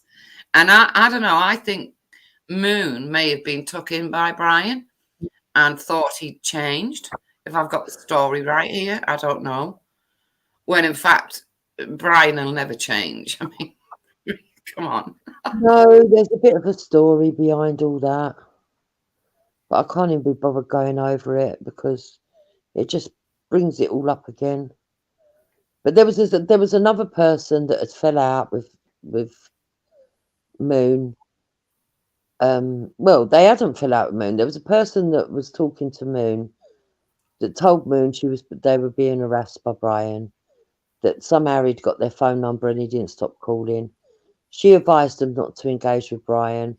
And as soon as she got off the phone call, there was said person talking to Brian like they were best mates. He moved to Cumbridge with it, stopped talking to the person who was calling her and didn't take no more calls. And then they all started. Then he started gunning for Moon on behalf of the person that had got offended. Yeah. Oh, right. It's all very silly. But then I heard Velly come on. Taking sides. That's why I've had enough of it. I'm not going to take sides with anyone. The funniest one had to be Easy last night, though. I mean, that stream, and he started screaming about you and something to do with the IRA. What the hell? He's got everything messed up in his head. Yeah. Everything. Because he was shouting out, and you've done this and you've done that. And I know for a fact that everybody knows that weren't me. It was somebody else. And I was like, okay, whatever. But he done 2 streams. But it shows you how snowflakey or unstable his mind is at the moment. Because at times he can be okay. Because he thought that whole stream was about him. Oh. What? You know, I hear him saying things like, oh, all the trolls, you know, I'm sick of you, I'm sick of you. And I'm thinking, but where does this go on? Because he doesn't go live that often, really. So where's it going on? All these trolls and well, I thought he'd been doing really well recently. That's what that Jewish guy. Yeah. Yeah, I don't watch his shows, but I just got the impression, you know that sometimes it comes up in your streams. Like if you go for a live, here's a beat there, and I'll see the title and whatever, but just not bother. I thought he was doing all right. I mean, in no way, shape or form was it about Easy. But then when Easy turned up and started trying to make it about Easy, I had to tell him about himself because he was only adding to the drama, not making it better. Yeah. You know? Easy's problem is, right, it's like all of us, and I mean all, underscored, right? There's not one person on these streams, not from Nine Ether to Veli to Jedi to Zubida. I mean, she's not around no more. You, me, Base Luke, Ghost, no matter what channel I look at, there's at least one thing said by those people or one erratic judgment that we've made that's made us look silly. And yeah, of course. Yeah. And when they all try to and it is because you're under duress, it is because you're in the moment, it is because you're being defensive. And if we all be truthful, it's because we might feel a little bit, I wouldn't say hurt, that's too strong a word, but let down. But hurt? Yeah, down. or you know, what the fuck, where has that come from? And then you get angry about it and you want to fucking hit back. Everyone's done it. There's not one person that hasn't done it. But Easy is one of the right. There's 2 groups of people, Wendy. Right. There's people that will apologise, and I know I've apologised on here. I know you have. Yeah. And then there's another group of people that just won't accept any responsibility at all. At all. No, none. I know. You know what I mean? And the ones who won't accept any responsibility don't understand how the ones that actually every now and again go, actually, yeah, I was wrong for that. Yeah. Jupiter, can you carry on talking, love, while I just get rid of this phone call, please? Thank you. Yeah, so I was saying, you know, the difference is the ones that don't ever accept any responsibility are the ones who don't understand why people are willing to talk to people who apologise. And that's because in their heads, they will never apologise for anything and they're not wrong for anything at all. And unfortunately, that's why. So then they start blaming the ones that apologise and go, but they've done this, they've done that. Yeah, but they've apologised for what they've done. How about what you've done that you can't see that you've done? You know. Has Easy ever apologised, Jubes, for anything? He does he will, but not genuinely. Because he'll say, he's apologised to me loads of times. Oh, Jupiter, I didn't mean that. I was just in temper. And then 2 days later, he'll get in temper and repeat everything that he said before. Oh, that's not good. That's a waste of But time. when you think to yourself, well, you obviously meant what you said, and you're only apologising just for the sake of it because you want a bit of peace, and not because. So that's why the last time he done it to me, he had a massive meltdown, and I was just like, do you know what? I argued back with him one stream, and then I was like, do you know what, Easy? I'm not even going to bother, and I just left him, just ignored him. I mean, and you know, like space gives when you get space. Who's that on there? Yeah, Who's that? it's the Carter. Oh, but you know, when you get a bit of space from someone, you start to see things slightly differently, didn't you? And every Yeah. time he has a rant, I find it quite comical now. Especially, I probably shouldn't say this because people are going to get hurt by this, but especially Taffy's streams. Now, when I fell out with Taffy, I made up with Taffy and went over and spoke to him and sorted it out. And we're Good. fine. I could go on Taffy's show. But he's got his own group of people on there, and I don't want to go and upset the apple cart and all that. But I do listen Jupes, to it. can I ask you a question real quick, Jupes? Yeah. Do you support the boy? Who? You backed him. No, she backed Easy. Do I support Easy? Yes, you did. You did. Yeah, I did, yeah. I seen your fights. You did, yo. Right? So you built him up to that. Hang on, Right? Carter. Because, Carter, hang All on. right, I'm gonna hang on. Yeah, hang on. Because really, Carter, do you realise that me, Jupiter, and a lot of people supported Easy and tried to help Easy? And he turned. Wendy, I was there. I was there when he was trying to kill himself, man. Right? And he turned on all y'all. He turned on all y'all, man. Right? And he got with Brian Hurl and the gay boy, that faggot nigga. What's his name? Yeah, I don't even know the faggot nigga name, man. But yeah, he got with them and they turned his back. Carter, you just committed 2 hate crimes in one sentence. All right. I'm in there. Right. I'm from America. Yeah. More median over there. Fucking hell. But no, you're right about space. You know, he doesn't give it space to think about it and calm down.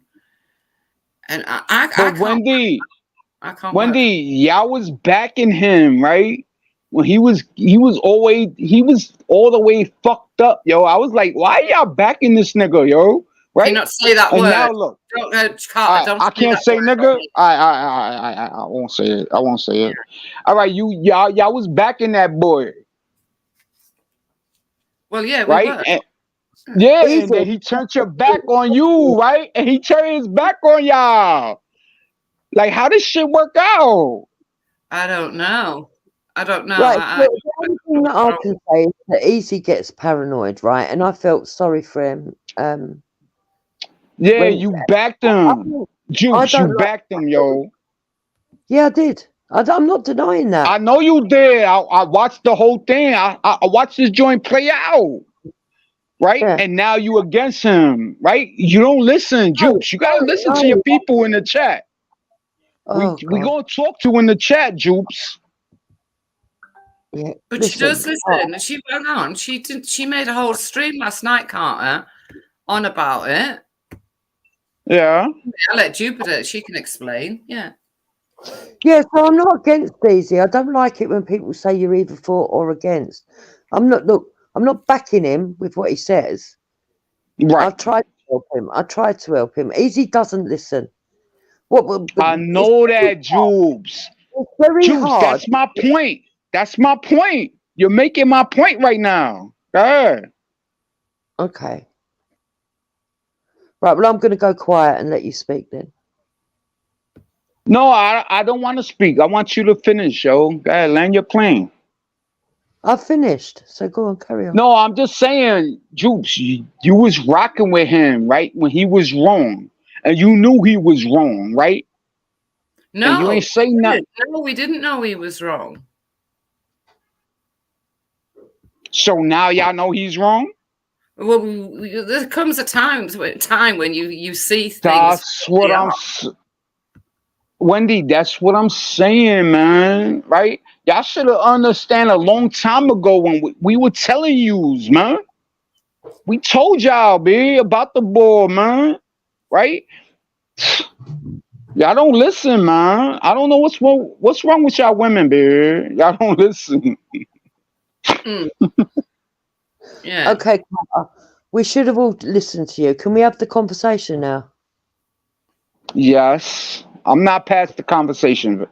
Jupes, I'm not past the conversation. God, we could talk about what you want to talk about. God. I'm up here to shut a conversation down.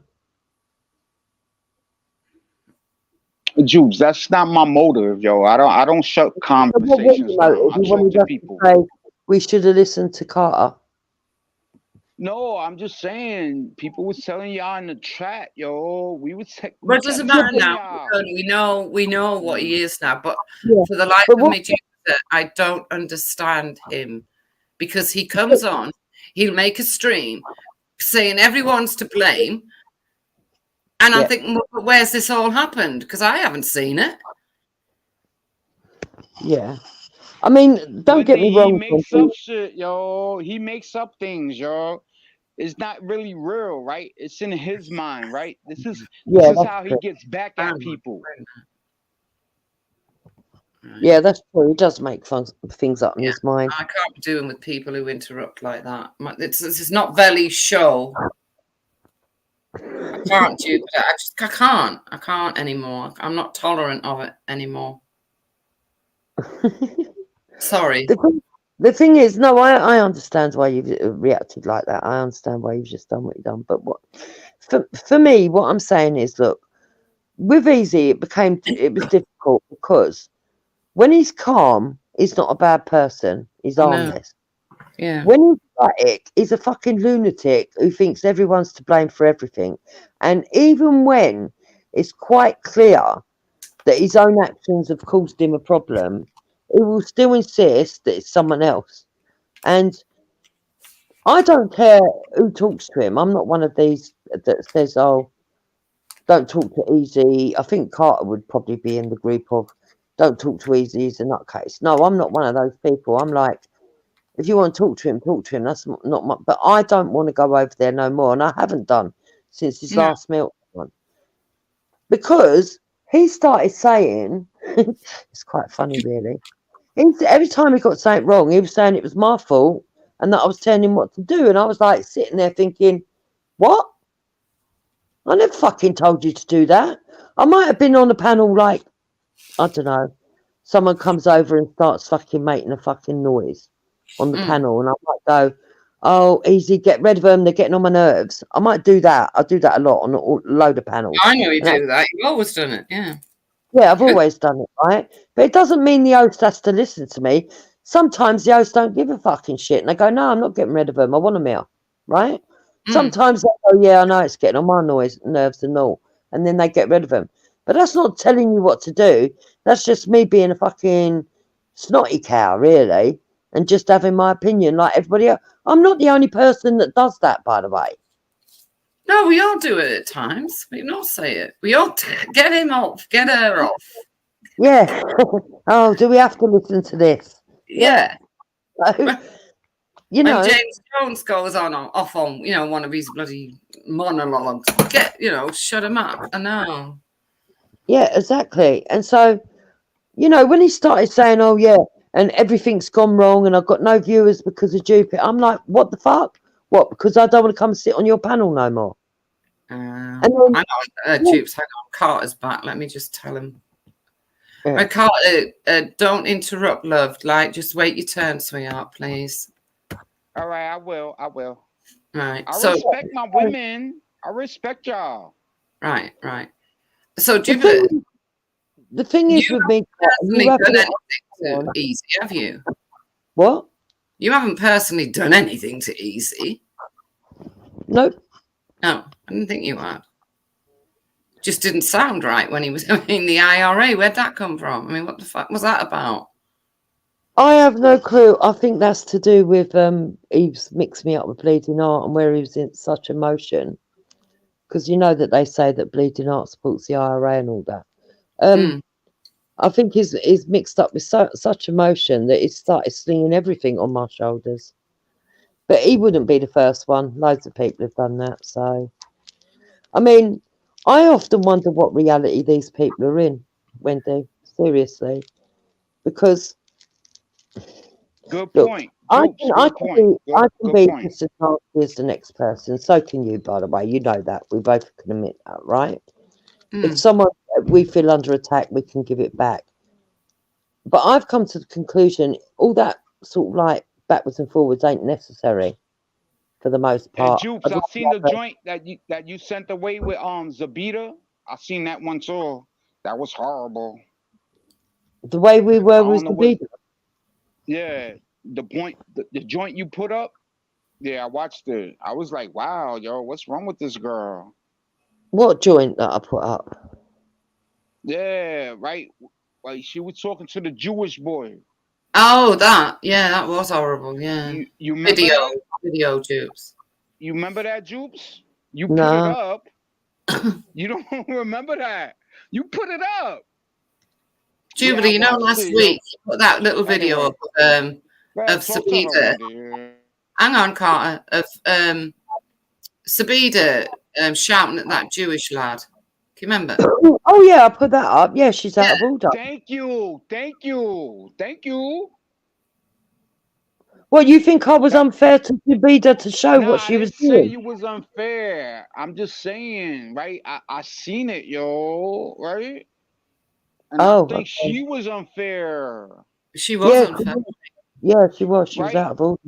Everybody Jewish, they don't get they get no love because of this fake ass war going on over there in Israel. Yeah, exactly. They've been fighting, yo. Well, Right? there's never How been is peace new? over there, has there? Never been peace over there. Yeah, that's what I'm saying. They've been fighting, yo. This is nothing new. Right now, everybody want to make it a new thing, right? Oh, you can't rock with the Jewish people now, right? Right? You need a Palestinian flag on you. Come on, man. No, we don't. I don't. Sorry, I don't need no. No, I don't either. Hey, yo, Wendy, I rock with you, man. I don't do that, man. Yeah, I'm not going to do that either. Don't get it twisted. Don't think that the reason that I'm upset with Easy is because he thinks he's Jewish. Yeah, he thinks. Yeah, and I right? He don't know. Yeah. He thinks he's Jewish. Right. Yeah, that's not the reason why I fell out of Easy at all. In fact, some of the stuff that he's put up, not all of it, but some of it, I actually agree with him on. But the problem with Easy, the reason that I was talking about Easy is because his mouth, yo. It's his mouth. He lies on people. Yeah, it's his. Yesterday's stream, there was no need for him to have two absolute lies on people. Carter, let Jupiter speak first, love. Then you can speak after. Yeah. Yeah, all I'm saying is there was no reason for him to have two absolute meltdowns on a stream that wasn't even based on him. If it was based on him, it would have been, titled on him. It wasn't based on him. In fact, it was an open panel. Anyone could have come on. It just went the way it went. And if people want to understand why I actually did the stream, it's because I see a video that Moon put out. It was a tiny little video. People might have seen it if she's still got it up. With her clipping me saying that I think that Bleeding Heart's not a troll, which I did seriously believe. Oh, I've seen that. Yeah. Right? Yeah. So if I get the opportunity, I'm going to try and speak to Bleeding Heart because I need people to understand. I'm not saying. You gotta understand, right? The boy's lonely, right? Easy E, he don't live with nobody. He make up stories. He's with this girl and that girl. He's not. He's lonely, right? And he's looking for attention. Go ahead, give him attention.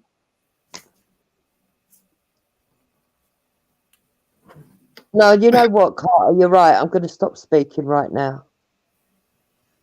Jubes, I love you, man. Right? You know I've been rocking out with you for like 7 years now, man. It's no hate, yo. Right? I never But I'm gonna I tell you never what said it you is. hate. But what you're doing is what a lot of people I'll do. talk about easy, right? If I want to talk about what easy done, I'll talk about it. I don't care what you think he's getting out of it. Yeah.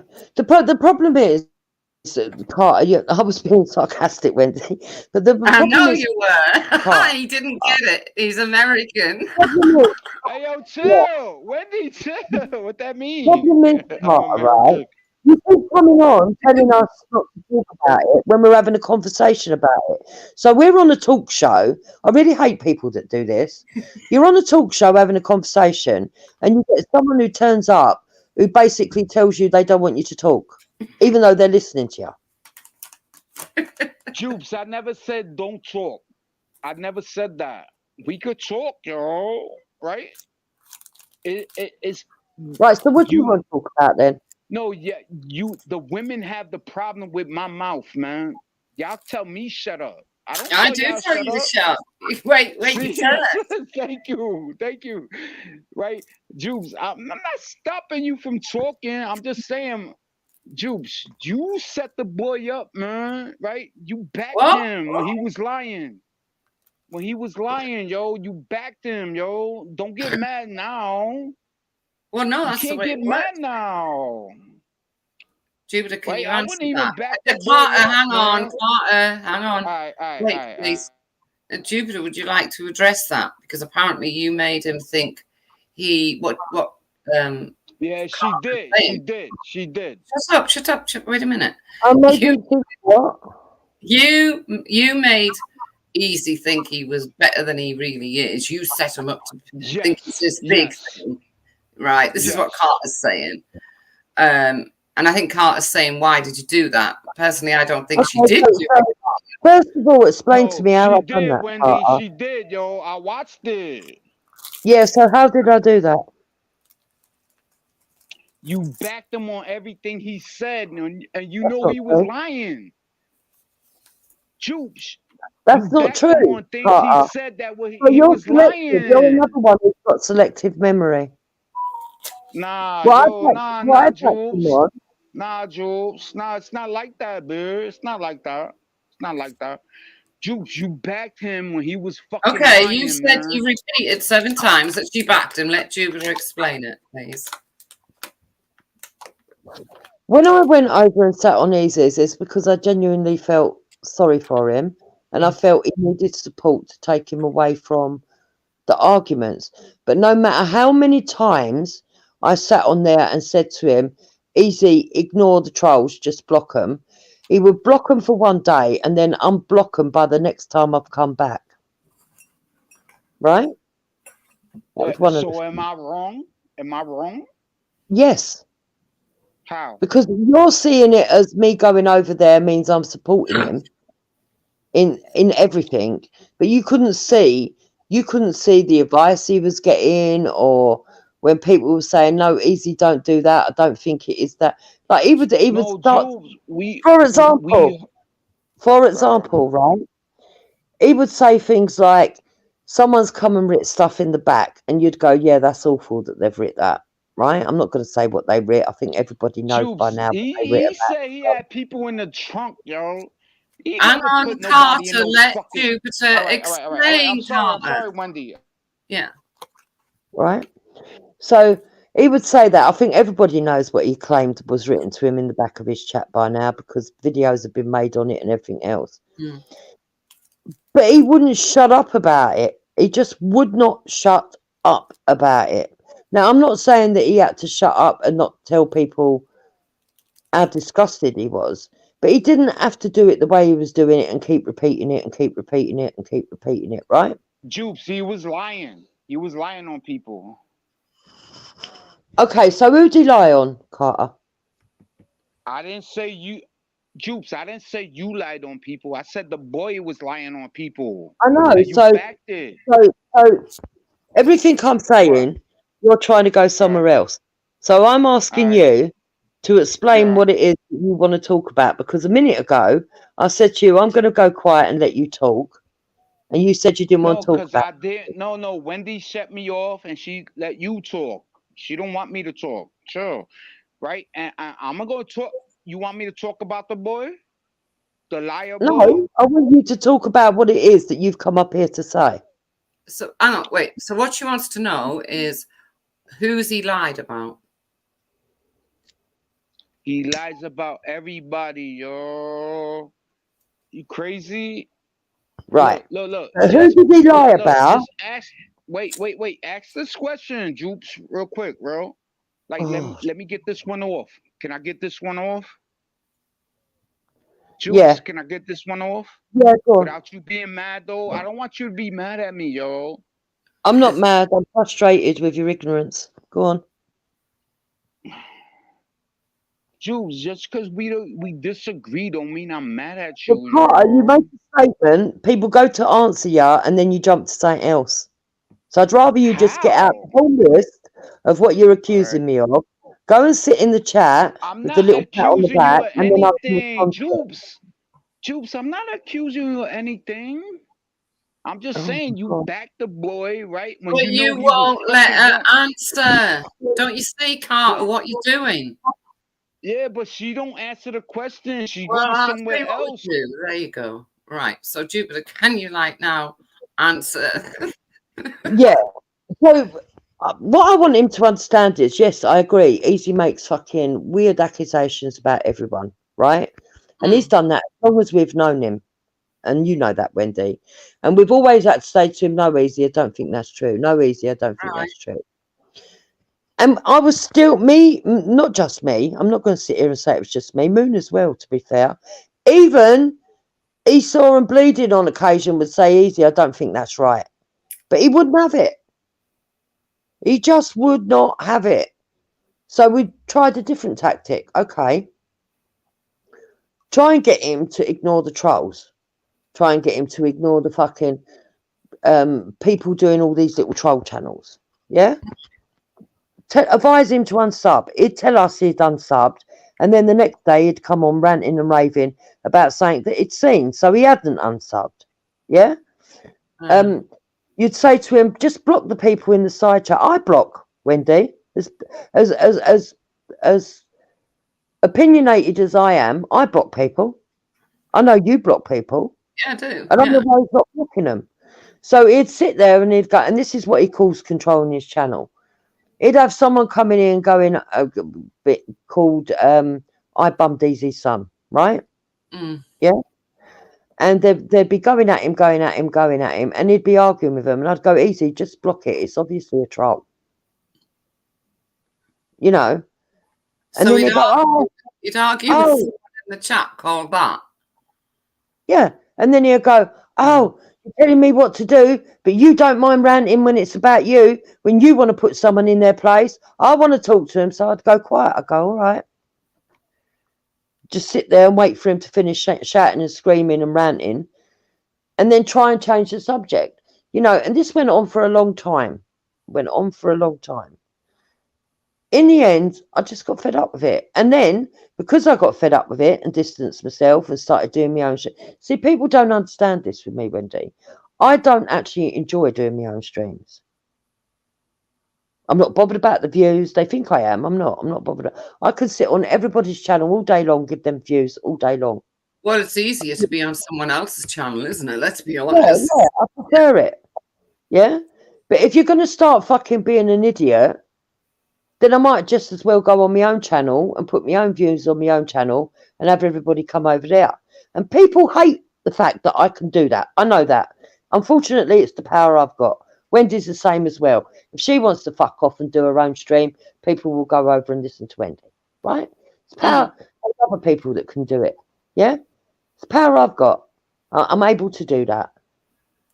I know it frustrates people that's the truth, but it is the truth. Right? Now, when he starts being silly, I would just like, oh, I can't fucking be bothered with this. I'm going to go and do my own stream and talk about what I thought I was going to be able to talk about on here with him. Oh, okay. Right. Yeah. then it'd be, oh, she's gone off to nick my views. No, I've gone off to have a normal conversation because I don't want to listen to you arguing with someone in your side chat about what people have said about your son when you're making it worse for yourself in the fucking long run because you're giving them more clips of you saying, oh, so-and-so said that they wanted to do so-and-so to my son. You understand what I'm saying?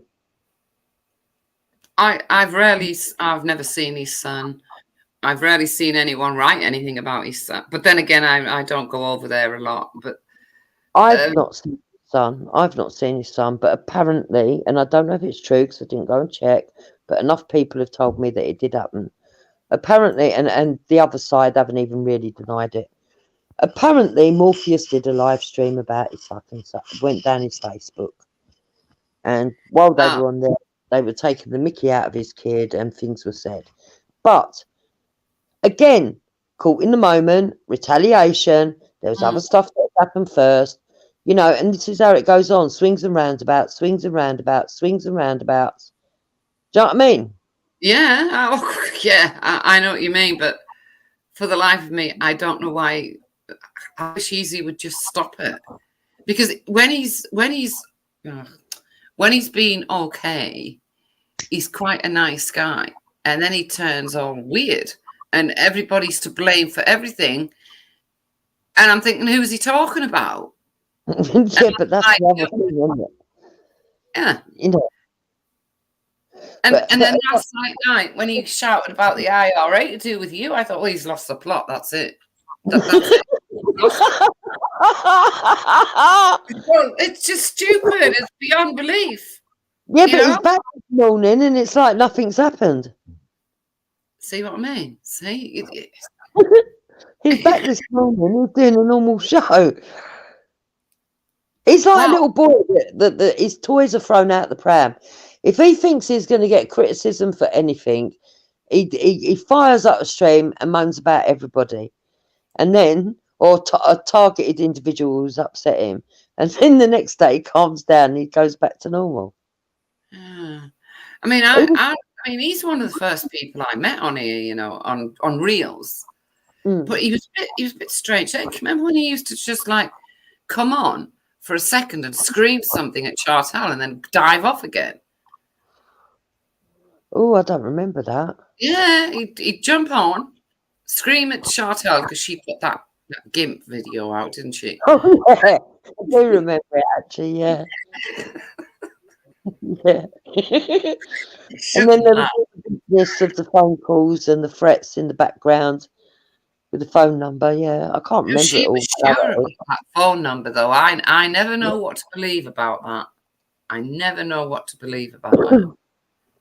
Because is it AJ or AV or somebody rang it and Easy answered it. So I don't know.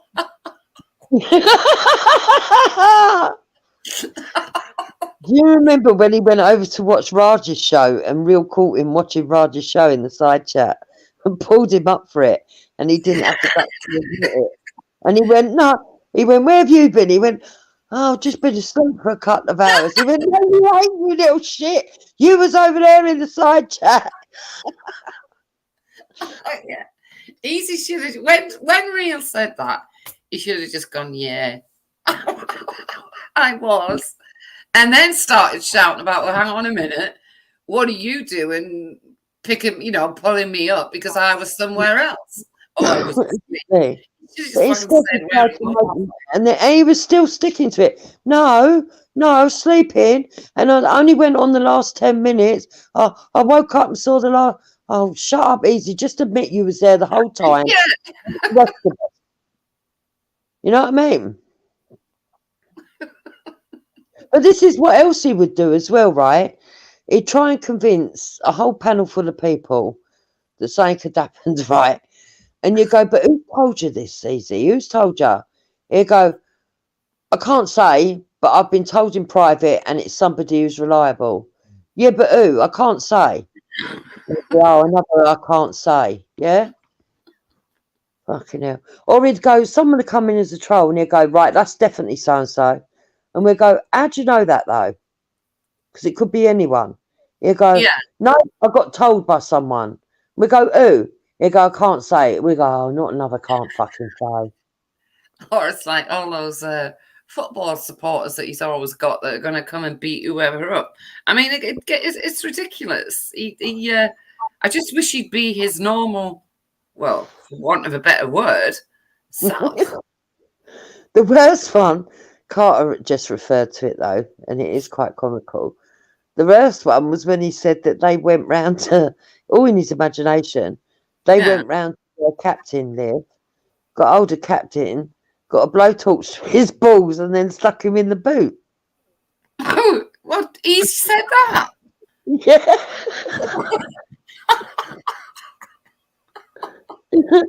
And I went, oh, stop it, Easy.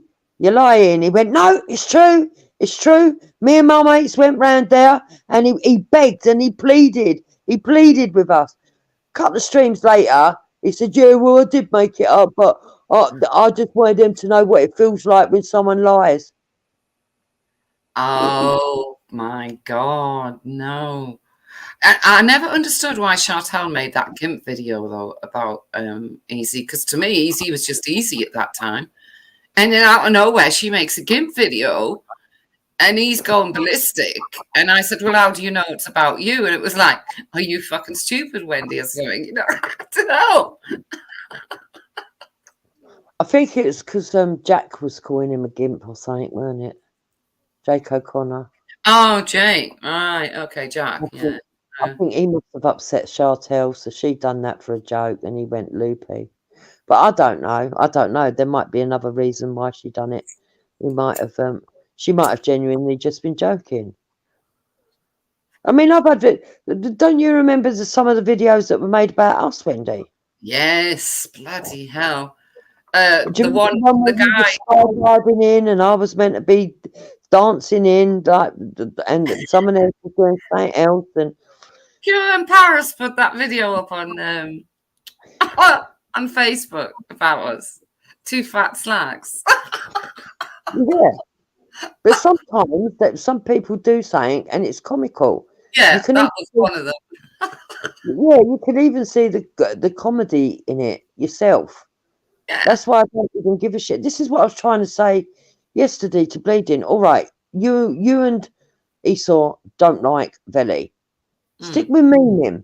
Stick with slacking off. Don't fucking go into people's personal lives and put photos because I didn't like it when it was me, so why would I like it for anybody else? Exactly. Yeah. Just slag them off if they want to, but they, I don't know. I just laugh. I mean, there were so many different videos. That banana splits was an absolute cow for her. Oh, banana splits. She's back, isn't she? She's still doing all her nonsense. Oh, I unsubbed love and I don't even look at her anymore. Don't bother. Can't be bothered with it. No, I don't. Nor do I. I haven't looked at her stuff for a long time. Or there's several of them that have got their shitty little channels off the back of hatred. But I just think if that's what makes them happy, leave them to it. You know, it really don't bother me. I don't even watch it, so you're not hurting my feelings. Yeah, because they're clipped so much to try and fit into their agenda that it's pathetic.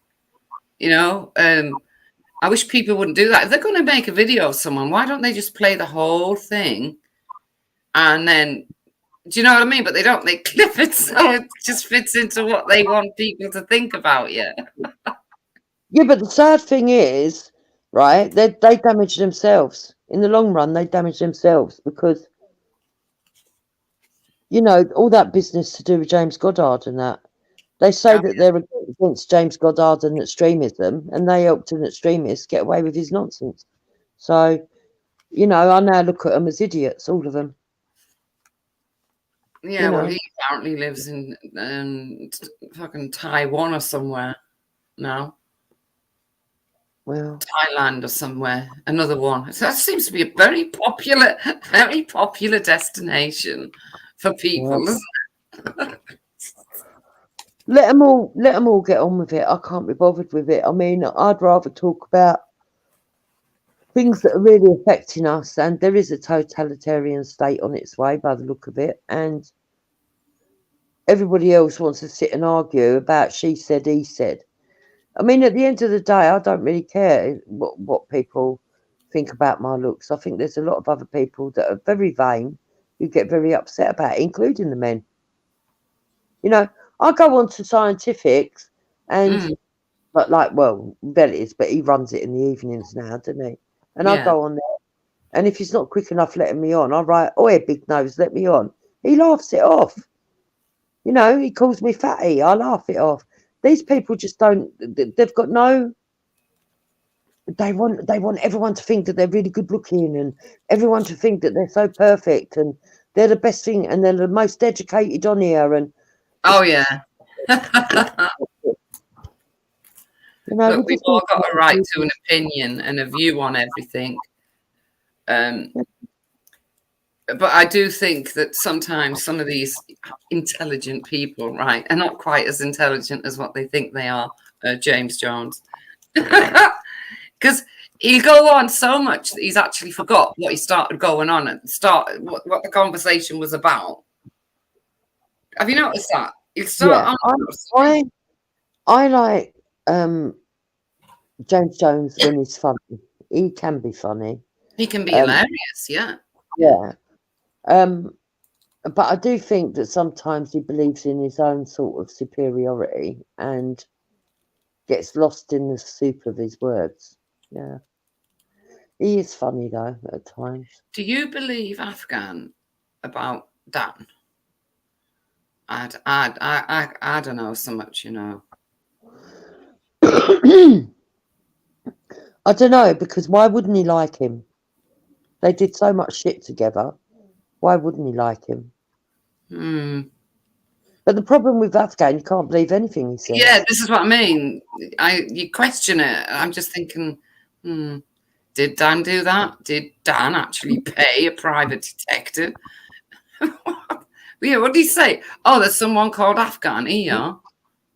Go find him. I mean, he'd still be looking down Jupiter. I mean, I don't know about that. I think somebody closer to home probably told a few people who he was. I mean, the fact that Afghan got called out by Zubaydah tells you everything. It was in-house. That was an in-house argument. Yes. Yeah. I don't think it was outside the Muslim culture that they found the details. I think that would be within the Muslims. Oh, I see. Yeah.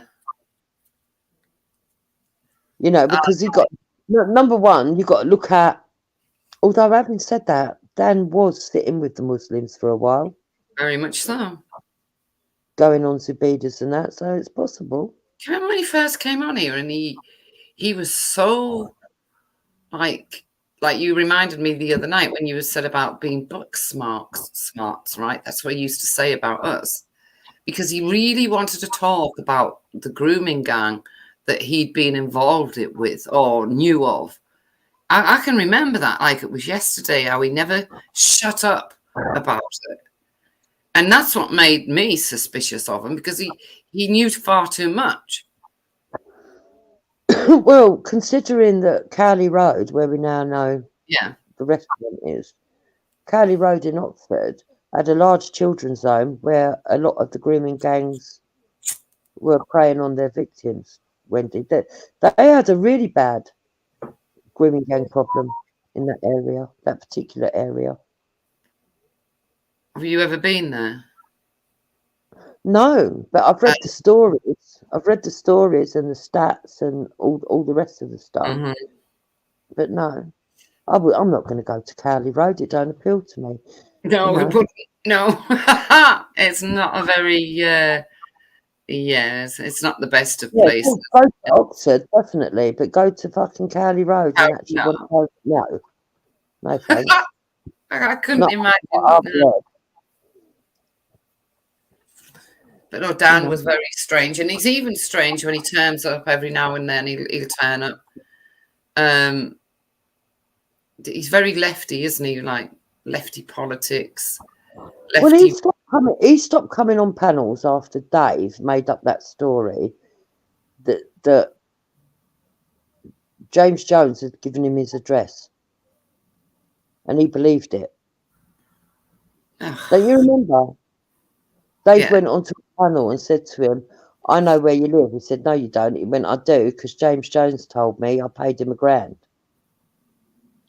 And he believed it. So he went offline and started going in Discord. And I remember later on, what's his name? Banksy came on one stream and he said, "Oh, guess who I bumped into in Discord?" I said, "Who?" He said, "Dan." He said, "I went into a room and there he was sitting there listening to streams of other people obsessively." Sitting in Discord, what the fuck? But now I laughed at that, but now I know that there's lots of them that do that, Wendy. Loads of them. What, they sit in a Discord group listening to what goes on YouTube? Yeah, and talk about people because they haven't got the guts to actually come and talk on a panel. Mad. Oh, wow. I didn't realise that people actually did that. Yeah. Well, that's where that other group as well, weren't it? Was Emily Lucas' group, with the first lot that started all the arguing. Oh, yeah, yeah. She's disappeared now, hasn't she? Oh, Luca. Well, I don't think she was actually the bad one, I don't think. I think it was just the people that were surrounding her in that little group. But I don't think it was just one or two people in the group. I think it was quite a few of them that were in that group. I mean, you had Paul Webb. People forget all the people that were there. That poor him. Yeah, he was a very strange individual. Yeah. Yeah, he was slightly weird. He hated Easy with a vengeance. Because he's got a whole channel dedicated to Easy, hasn't he?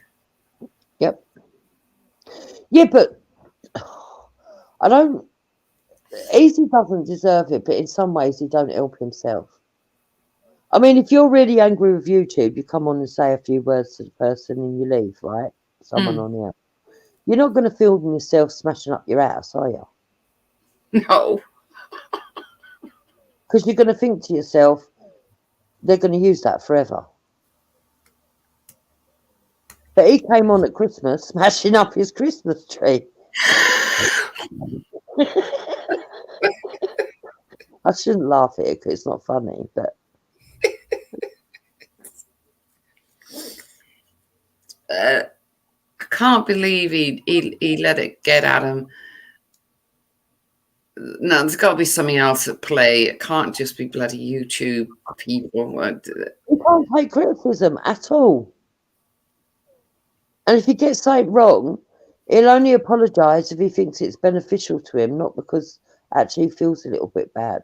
And I can honestly say that I don't just apologise just... If I apologise to someone, it's because I actually feel bad. I think, oh, fucking hell.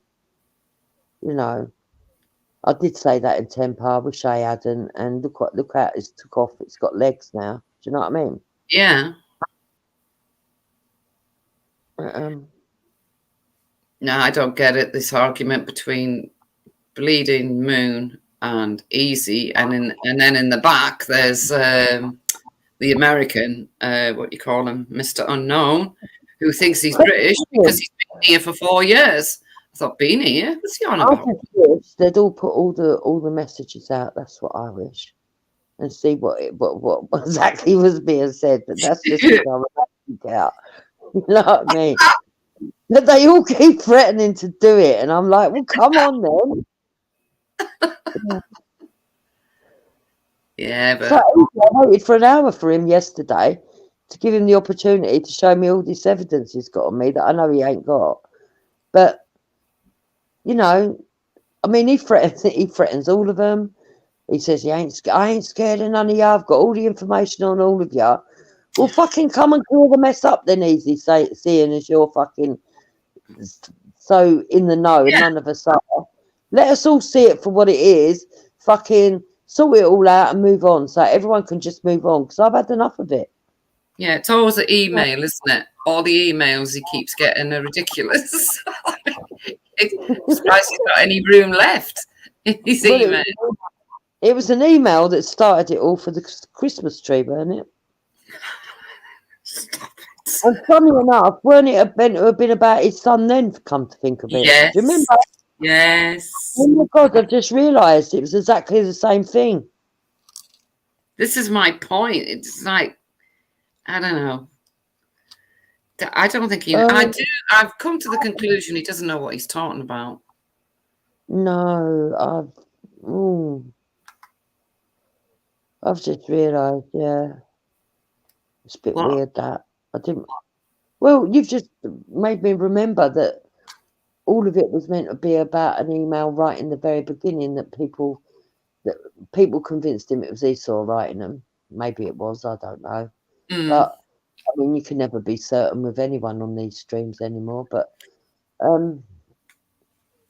it was meant to have been about that, accusing his son of being interfered with and certain stuff. And now I'm thinking, funny that you're still saying it all these years later. Yeah. 7 years. I mean, you know, it doesn't... I'll swear he just doesn't know what he's talking about. He's got that thing, hasn't he? Is it dyspraxia or something? Now, does that have something to do with your cognitive thinking? Or not? I don't know. Or just stop your speech? Because sometimes he just comes across like he's getting everything mixed up. He doesn't know what year he's in, and he doesn't know who he's like. You know, Jupiter, IRA. It was so pathetic. He does get everything mixed up, and when you try and tell him no, you're getting the wrong one. I mean, he said the other week. Don't get me wrong, I've had to go at people and sort of hyperbolic, but not to the point of actually insisting something the way that he did. He said the other week. Look, do you remember there was a meme that Seven put out against Ash Hall to do with the wall and stuff? I'm not going to go into too much. No. In his head, it had converted to a fucking video, and there was actually real life people running around in the school playground. Oh. He said he'd seen the video, he's done this and he's seen the video. And Moon was like, no, Easy, I don't think there's a video, Easy. And then he goes, oh, all right, then I got it wrong. But you just insisted you see a video. Oh, right. So he turned a meme into a video in his head. Yes. And this is what I'm saying. When I heard that, I was like, okay, so how these people try. And after yesterday, where the stream only had him in it minimally, but apparently it's all about him. Right. Yeah, it was minimally. Yeah, it was. Yeah. Yeah. I'm like, so to him, he's only honed in on that little bit and thinks it's all about him. But do you know what I think sent him over the edge? What was that? The amount of people that were watching. Every time I do a stream and it's big numbers and he happens to be doing a stream at the same time that I don't know about, he gets upset and says I'm doing it to steal his numbers. But what he don't understand is that all of us, there's so many of us now that if we was to go, oh, I'm not streaming because Veli's streaming or Jedi streaming or Wendy's streaming or Easy streaming. Yeah. You'd never be able to because there wouldn't be fucking room. Exactly. You've just got to stream and don't worry about what numbers you get or who. No, I didn't realise he was like that. Yeah. So that's part of it as well. But I don't know. I mean, look, when Carter says, oh, now you're against him, I'm not against him. I'm just not for him. I'm indifferent now. I'm like, get on with it. I can't be bothered with it. And if you think I'm going to sit here and fucking let you escape saying stuff that's not true, I'm not going to, because I can't bother with it, because you're quite happy to sit there yelling untruths about me for fucking hours on end, but you don't want me to say one truth about you. Now stop it, behave. So who's his ally at the moment then? Who's he got who Moon goes over there, Moon talks to him. Moon, this is what I'm saying. He was shouting, hollering and saying, oh, I can see what this is. Everyone's going to be turned against me. Moon's not going to talk to me. Moon's still speaking to him. Oh, okay. You know, I think Mr. Unknown is still speaking to him. He's got Dell that goes over there quite regular. He's got that Jewish guy. There's a handful of people that still go in his side chat. You know, but he even turned on Irish, Wendy. And Irish has been with him. Yeah, right from the beginning. He accused her of being a liar when she told the truth. And all she said was that she wrote it nicely because, you know, she likes easy, right? Yeah. And she wrote, I think you're remembering it wrong. This, that, and the other happened. And he started calling her a load of names. She had to go on the panel. You know she don't like going on the panel. Oh, one of those occasions where she jumps on. Right, yeah. She went like to him, easy, you're not telling the truth. And then he bounced her off. Oh, I'm shocked at that because Irish don't go on channels very often, but when she does, it's always for a reason to put her side across. And it's strange that he kicked her off then. No, You know, he's always got this big conspiracy. It's like Nixie. He got into an argument to do with Nixie, nothing to do with me, right? I don't dislike someone because I might dislike their political views. Doesn't mean I have to dislike the person. Yeah. Right? And me and Nixie don't agree on political views, but we've got a civil understanding because I want to be able to debate with her on what we don't see the same. Because you never know, I might learn something, she might learn something. Yeah. You know what I mean? And everything else, I actually don't mind her. You know, at times she can be funny.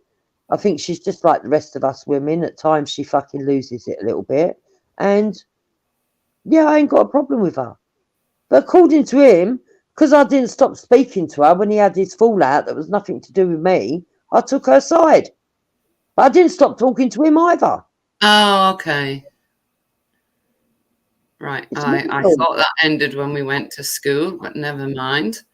No, on here it's rife, isn't it? On here it's rife. That's what it is. It's rife. If you're seen to be talking to someone who's upset someone else, that means that you're part of their team. It's pathetic. All of it's pathetic. Yeah, it's very pathetic. The only one I just don't understand, Jupiter, is Zara. I don't get her.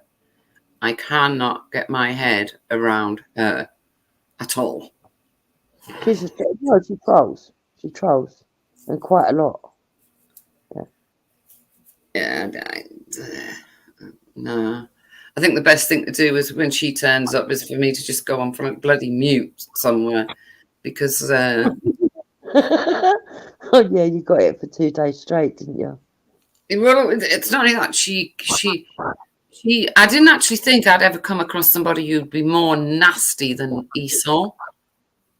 But that woman will go really low. And I can't be bothered with it, Jupiter. I don't want to be doing that. Do you know what I mean? Like, I just don't want to be going there and doing that. So I think the best thing is just to go on mute and let her say what she wants to say and then just leave it. Because the way I look at it is, when they want to troll you, if you don't answer back, they'll soon get bored and move on to someone else. Well, I tried to ask her why she's wearing with you. She says she just doesn't like you because she thinks you're racist. Well, okay. Like I said, that's how I intend to deal with it because it's pointless. Yesterday, when Bleeding and Moon were going round and round this bloody merry-go-round, I was just thinking, why? It's pointless. And then you had Mr. Unknown going, yeah, but Jupiter, you don't understand because we got to defend ourselves. And I've been coming over here for 4 years now, and I look at myself as British. I mean, I literally fell off my fucking chair. You know what I mean? I thought, coming over where? He's talking like literally, you know? I think for some people, they do take stuff far too literal, though. They don't understand that a lot of it is just talking points. And, I mean, look at Triller. In his head, he's a fucking crusader who's going to take me and you down because we're in with each other, even though we haven't been speaking for fucking 3 years or 2.5 years or whatever it was, right? Yeah, no. And we're supposed to be taking down everybody, and we've got exactly the same views. No, we haven't. Number one, we haven't got the same views. Number two, we haven't even been in touch with each other. No. And number three, if you think that me and Wendy are the fucking masterminds of the fucking whole world, right? And that if you take us down, everything's going to be sorted, you're very delusional. Triller. You know. I mean, the other night, I literally said how wrong the British were for what they did in India, right? When the British Raj was over there. Mm. And he took that as being racist and offensive. I didn't get that. I thought, what? He just wanted to argue. I was listening to a stream on 9 Ethers where she was reviewing, where she was arguing with Luke. Because I went off to cook my dinner. And when I come back, there they were going at it, Luke and 9 Ether. He was calling her a racist. I wasn't really sure why. And I never went back to listen to it. So when she done the review, someone mentioned it yesterday when I was doing my live stream. They came in and wrote, "Oh, did you know so-and-so, so-and-so, so-and-so?" And I thought, oh, I'll have a look. Because I don't watch her shows either, because I got tired of listening to people talking about me. People don't understand I get bored when it's about me. I don't get offended, I just get bored. I know myself better than they do, and they want to tell me stuff. So, what do you call it? What happened here? Fucking phone. So, I went over there to see what it was. Yeah. And, all of them were just, the way that they see what's been said, it's just madness. They're all going in on Banksy, aren't they? Saying he's got no right. He's got no right to tell them. Because he wasn't excluding himself, but they don't seem to get that. He said to them when he was rowing them and winding them up, and they don't understand that Banksy's whole aim is to wind them up, was that, well, you're all foreigners in the country, but not by choice because you got born here, right? In the country of your oppressor. And they're like, fucking cheek. He wasn't even born here. And he said, that's exactly it. I chose to be here, but you lot are bitter because you didn't choose it. Because you were conquered. Yeah. And they're all up in arms over there. And I'm thinking, oh, for God's sake, just argue it articulately. You haven't got to fucking take the personals and put your own feelings into what people are saying and assume because you don't know. I don't know. Yeah, but hang on. Wait, don't they know? No, they know that Banksy control them. He sometimes he gets into that trolling mood and he'll say things deliberately that he knows is going to rattle them. I don't understand. It is funny when you hear 9 Ether go, and Banksy says that Triller's not English. And you think he's not English. He's British. He's not English. He's bloody Indian. And he proved it the other night. He's Indian. British Indian or Indian British. I don't know which way it goes. But yeah. But it was funny because Randy turned up on that stream, right? I'm finding Randy quite funny actually lately. He turned up on the stream with his Patriot test. He said, oh God. He said, we don't. Oh, listen to this. Have you ever heard anyone tell 9 Ether or Lady Divine they can't talk about grooming gangs? No. Nor have I. They're such liars. They were over there saying that. What do they have to do to fit in? Because they tried talking about grooming gangs and they were told to shut up. That's a lie. Well, no, it's not. The grooming gangs doesn't work like that. What? Exactly. Right? And then Randy turned up and he said, well, I'll tell you what I want you to do. I just want you to be patriots. Let's do the patriot test. Did they do it? I think someone did a bit later on, but what do you call it? At first, Lady Ryan was like, we don't want to be patriots. You're Bumba Clark. Oh, it's funny. Oh, my God. No one's ever told them they can't talk about grooming gangs. No, that's a lie. No one. I thought, shall I review this? And I thought, no, it's pathetic. Just leave it. No, it's... It just goes round and round, doesn't it? Yeah. Exceptions. It's, they were upset because of what Banksy was saying. But Banksy can be a troll. We know this. Yeah, he can say things that he knows is going to get right to the heart of people. And I'm surprised they fell for it. I really am. But then he's also been going around, hasn't he, saying he wants Britain to be back in the 1950s and 60s. Yeah, but he don't mean that. If the Andrew Tate episode didn't teach anyone anything with Banksy's persona, then I can't help you. You know what I mean? Oh, but you see, he would go, well, not now, he doesn't, does he? But he would agree with most of what Andrew Tate says. Yeah, he would. Yeah, he was a misogynist, but the funny thing was he was trying to emulate him. He was taking all his advice. He grew a beard. He fucking went and had an hair transplant, started wearing caps, making sure no one see it, and changed up his from T-shirts to collars. Haven't you noticed? No, I didn't take any notice of what Banksy... No, I didn't love. But the fact that he even did that wouldn't surprise me, because he listens to all of the males who say... he once was saying he reads this book, How to Get the Best of Women or something like that. I remember that. But see, people take him far too seriously as well. I mean, I think Banksy is quite intelligent. He does know quite a bit. He does, yeah. He knows more geopolitics than I do. It bores me. You do as well. You know more about that. It bores me. But I don't mind learning if it's people I like listening to. Do you know what I mean? Even if they're doing it in a funny way.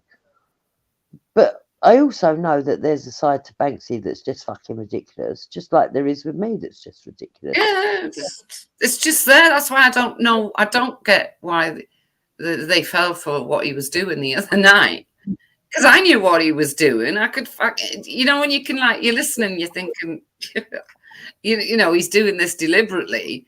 And that's what he came on to do that. That's what his mission was, to tell them they were all, But they make me laugh when they act like it's a coordinated attack. Oh, that Luke, that Wendy, that Jupiter, that Dave. Yeah, they're all doing this against us. I'm like, I want nothing to do with it. What the fuck? We never said nothing. Yeah. Luke picked 9 Ether up on her anti-British stance, and she can't deny having that, because she does. Yeah, that's but what she does deny Luke it. was on about. Yeah, but she does deny it. Oh yeah, I think Luke was right in what he was saying. But she's very clever with it. Yeah. But she does do it. Why is she denying it? Because she does it openly with the anti-British stance. Because she's another one that can't take criticism. There's quite a few. I mean, no one likes taking criticism. All of us get a little bit offended. Well, but then some of us go away and reflect, whereas others will be insistent that they haven't said something that they've said. But that's like someone saying to me, "Oh, you said you hate Islam," and it's like me turning around and saying, "No, I didn't. No, I didn't." And it's, you know, I'm always saying it, right? So I don't understand her why she's denying it, because she does. She's very anti-British. She even thinks Rule Britannia is about the slavery that went on. It's not. It's about the Spanish War. It was written for that. You know, when we were at war with Spain. Yeah, but they've had everything revised, haven't they? That's the problem. They've tried to revise history, and they believe the revisionists, not people that are telling. It's mental. I mean, some things, yeah, when you see quite clearly, oh, this was the propaganda that was put out, but actually, on this day, here's the war evidence. You know, here's the death certificate. It's actually this, and not what was generally known by the public. Okay, all right, fine. But when it's down to things like that, I just think, oh God, I can't be bothered anymore. No, because that Chrissy Morris makes me laugh, because if you say something to him, and if you know something on a subject, right, and like he brought up the Nuremberg trials once with me, right, so I questioned him on it, and he realised he didn't know a lot, right, and people like this make me laugh. So what does he do? He goes away and reads a whole fucking book on the Nuremberg trials, which is good, but then he comes back and he tells me, I've read a book on the Nuremberg. Oh my God. He's another one that can't take criticism. He's another one that thinks that we all think that we're right from our own perspectives. Yeah. All. I mean, me included, I think I'm right from my perspective. If I didn't think that, I wouldn't speak on it like the rest of us. But the thing is, he wants to beat people down in an argument until they agree with him. And that's not my style at all. I'd rather have conversations with people, even if they don't agree, to try and understand why they've formulated the views that they have. And I suppose that's why I'm a little bit more inclined to sort of like not want to go on the attack straight away, whereas others just want to attack. The thing is with Chrissy Morris is he doesn't know how to let somebody else have their opinion without answering back in a nasty way. And then if you don't agree with him again, he'll then get personal because he's lost the argument, he's lost the debate or the conversation, and he can't stand it. It's literally that's his problem. He just can't take it at all. Yeah. He has to be right. I mean, literally right about everything. Yeah. Unfortunately, with Christy Morris, I've been clouded by his actions, what I know about him. I mean, and I don't like him because of that. But that doesn't mean that I think he shouldn't be allowed to speak, just not on my platform. He can talk wherever he likes. When he goes on a platform, Jupiter, he takes it over. And he talks like he's talking. It's like he's making factual statements that are completely true. And everyone must sit and bow to what Chrissy Morris says. And it's when people won't bow and say, no, you're wrong, that he loses it and he gets all personal. Yeah. Yeah. He likes to take over and he likes to tell you he knows best and you've got to follow him. You know, he'll say things like, he'll go on, he'll say, no, what I'm saying is, fella, yeah, if you get me, fella, what you need to do, fella, is this, that. And you're like, oh, can't you have a conversation? Can't you just fucking say, oh, you understood it to be A, B, C, and D? And if they're saying that it's fucking F, where's your evidence for F? And let's look at F. No, he don't ever want to go down that route. He wants to tell you it's definitely A, B, C, and D.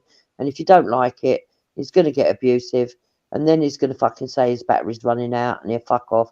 Come back to be a bit more abusive in about 10 minutes. And then he'll sulk. Yeah. And the way he denies that he came on here deliberately for hoof, right? Because he did.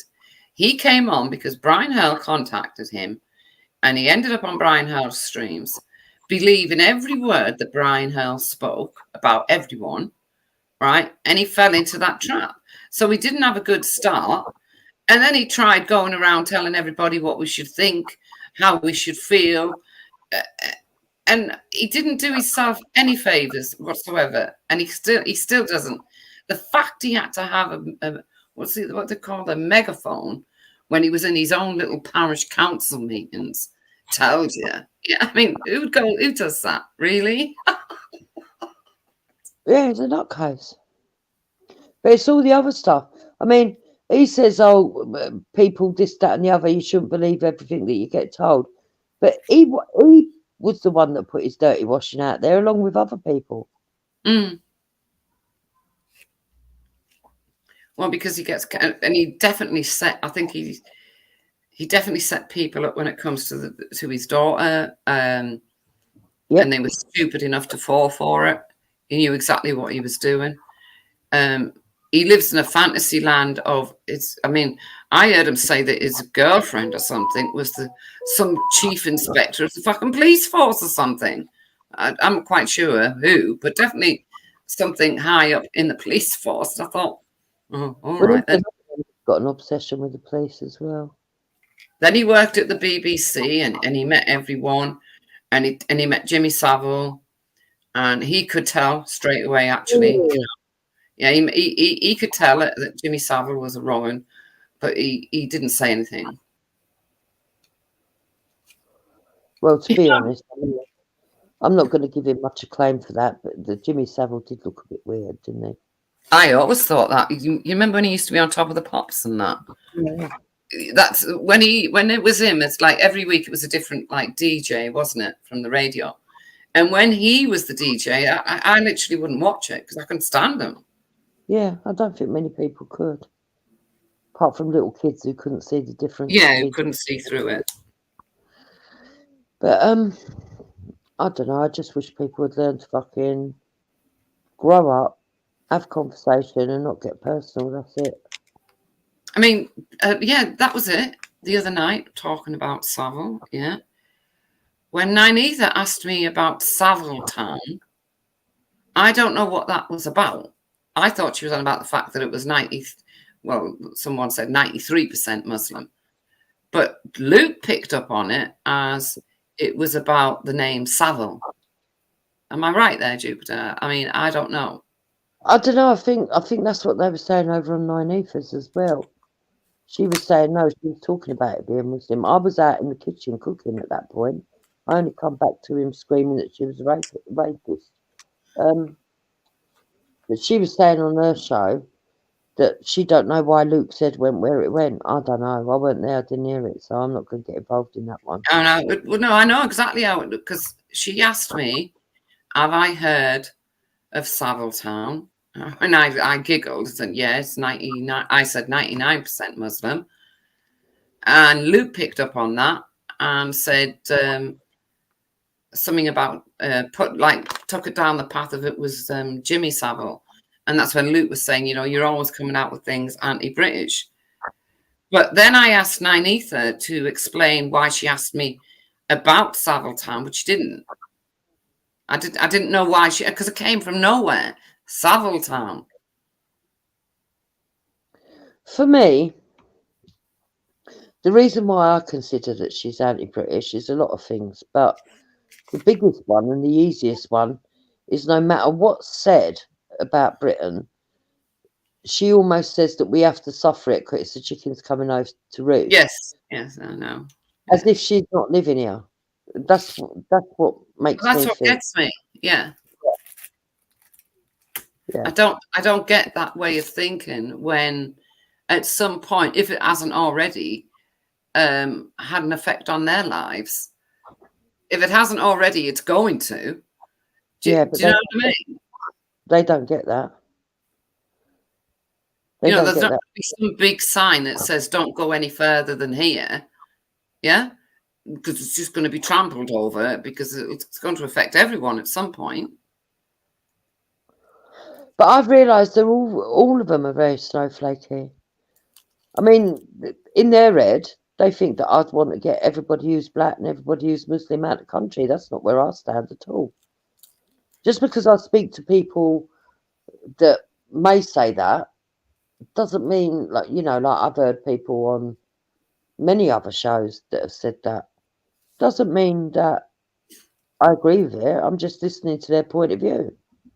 You know, but the majority of people are upset with radical Islam. It's only the extremists that are worried about what colour your skin is. You know? I couldn't care less what colour anyone's skin is. For me, it's radical Islam. That is it. Yeah, Apart from that, I don't care. Well, not even just radical Islam, radical anything. I mean, Christianity, anything that pushes it. Yeah. When I saw them lot down at the park to begin with, I was like, "What the fuck? How's this gonna? This is fucking nuts." But it was only when I realised that an incident had happened last week that obviously they've come out in response to that. So I was like, okay, well, now I understand it. But if it had been, all right, let's just go down there, march down there and do all this shit randomly, I would have been like, well, you're not helping. Agree with it. No. Yeah. You know, because how dare people take the faith of any faith and reduce it to hooliganism? Weaponize it, yeah, like Jada Franson did. Well, Walk around with that bloody cross. I just said hooliganism. I don't even know if it's a word. She wandered around with that bloody cross everywhere, and it used to get on my nerves because to me it was like weaponizing Christianity again. No, well, she's against the Jews. All the Palestinian supporters like her now, but I was basically like, well, she's another nutcase because weren't she a nutcase walking down the high street with a 6-foot cross?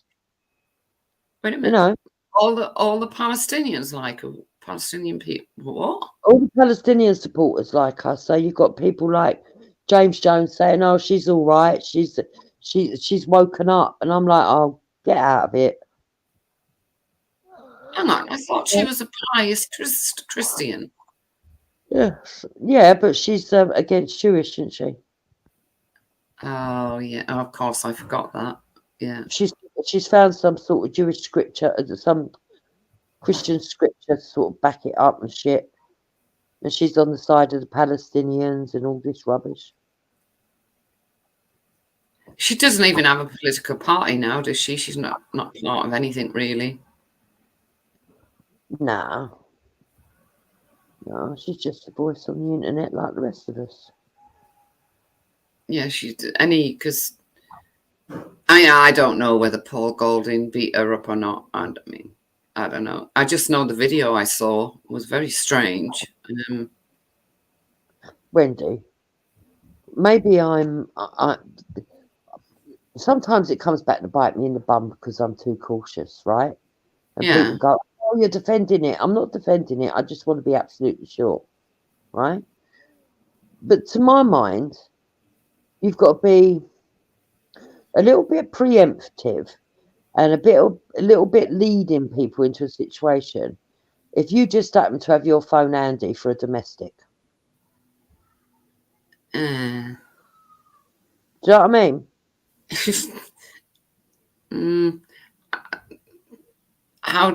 Yeah, okay. But do you believe he locked her in the house for weeks on end? And no, because she's got enough guts to go down an high street with a 6-foot cross. Yes, yeah. She doesn't come across as a wilting flower, does she? No. Now, that's not to say that it's not impossible, and he could have done, but I don't believe it. Do I believe that they had toxic arguments? Probably. Do I believe they was probably as bad as each other? More than likely. Yeah. Do I believe it's possible that he was slightly worse than her? Maybe. Or she was slightly worse than him? Maybe. But let's think about this, yeah? Who was the one that was calculated enough to record the fucking conversation, put it out? And what motivation would she have for that? Well, to go on the BBC and make people like her better. It's weird. Yeah. And I can't believe she's supporting the Palestinian cause when she's this pious Christian. And another one that doesn't live in England. Another one that, we know why they choose to live in Northern Ireland. Yeah, we know why that happens, but it just makes me laugh. I think, yeah, okay then. but they're safe amongst the loyalists over there. That's why they go over there. Yeah. I mean, yeah, she wouldn't really represent the English at all, really, would she? No, I never thought she did when she was. What was it when she used to be part of whatever it was she was part of? I used to just find her because you couldn't have got a bigger cross if you tried. Christ, does it really need to be that big? Then they'd have the bloody music, wouldn't they? Of the bloody band and everything. Yeah, it was quite ridiculous when you think about it. Must have really killed her ego, though, when her fella leaves her and ends up with Ashley. You know, just an ordinary mum. Already got kids. Know what I mean? Wasn't she? Hang on. See, things might have moved on. Was Ashley the girlfriend of the other one, though? Of who? James Goddard. I probably got this all wrong, Jupiter. Right? Yeah. Yes. Oh, she was right. She was the ex-girlfriend of him. Right. That's okay. I know what you're on about And now. that's why James Goddard and Jada both sort of like banded together for a little bit in their hatred. Mm. You know what I mean? Ah, right. Okay, I get it then. Yeah, two hurt souls together. But I still don't. I still don't agree with Golding. Sorry, taking himself over to Russia and then complaining when he comes back. The security services have took his stuff away because they want to see what he's been up to. I don't really know much about him because I've never followed him or anything. But I do know that fucking clip from that Andrew Thingy show where he says, and you don't really respect Remembrance Day, do you? And he says, yes, I do. He says, oh, really? Let's take a look at this. And there's him with Mark Collett, and there's a pair of fucking wire fronts on his head by the Remembrance. I will never, ever forget that. Yeah. I remember that, yeah. I will never forget that photo. Even when someone stuck them on my head just as it was taken. He said, oh, well, that's convenient, isn't it? Yeah, they looked quite secure on his head, didn't they? It's like... I'd love to know what that was all about, though. It must have been some silly dare or something. Yeah. The fact that he was with Mark Collett straight away put a question mark there. Yeah, he used to worship him. Yeah. I think that was even worse than the fact that he had underpants at a memorial. And that was bad enough. But all of them are slightly strange anyway. It's like that Lucy Brown. Why all of a sudden is she She's bitter, she's bitter. I know she's bitter, but what I don't understand, Wendy, right? If you're really genuine against abuse, yeah, you wouldn't have a problem with somebody else fighting their cause while you fight your cause. You wouldn't have a problem with it. No, you wouldn't. And that's what I don't like, because I'm not saying that, because we don't know with Andrew Tate whether he's guilty or not, but there's enough people there that do seem to think they're victims. And okay, you believe them, that they believe them 100%, they want to fight their corner. Good luck to them, because if they do get people that deserve justice, good luck. I'm not against doing that, but why have you got time to be looking around at other activists and what they're fighting for? Yeah, why you are? Yeah, yeah. And she tagged them all in the video. Metusi, Paul Thorpe. I mean, she sees it as a way of competing, and that I don't like. Yeah, because you're using victims as a way to compete. Do you understand what I mean? Yeah, completely. Because you know, I can't stand Andrew Tate, although I have to admit that interview with Piers Morgan is so funny because he's literally insane, but he doesn't know he's insane, right? So he says things, and you literally can't believe he's saying it, but he thinks it's true. So, but then when I saw the video that she'd made, and she'd hashtagged all these people, I thought, well, is it more about Andrew Tate, or is it more about these people you've tagged to the video? I mean, Mayor Tusi, what? Yeah, if you're doing a video like that, wouldn't you hashtag it to a load of influential people who could help you fight your cause? It doesn't make sense to me. All of this stuff that she's doing, it seems to me it's all just fucking one big fucking game and circus to a lot of people, and stuck in the middle of it are actually real victims. And I don't know, I just think, have I lost connection again this time? Sorry. I just think, look, all these people who keep wanting to drag Tommy backwards as well, because every time he improves himself, every time he gets something right, every time that he actually talks about stuff that is relevant, these people just want to get in the way and drag him back. How would they like it if he kept getting involved in their causes and started fucking getting involved in slagging off their causes and everything else? Because he don't do that. He don't do it at all. It's because it's more of a personality hate fest than it is about any cause, Jupiter. That's become clear to me. Because, you know, if Tommy Robinson was to climb Mount Everest and stick the St. George's flag on top of it, right, that would be wrong as well with them. That's the way they are. They hate him so much. They don't see anything he does as good. Nothing. And Yeah, but I think that's because they're all extremists. People, they've been very good at look, don't get me wrong. Tommy Robinson definitely hates Islam, right? Yeah. He doesn't like Islam. That doesn't mean he hates every individual Muslim person. People need to understand this. It doesn't mean that.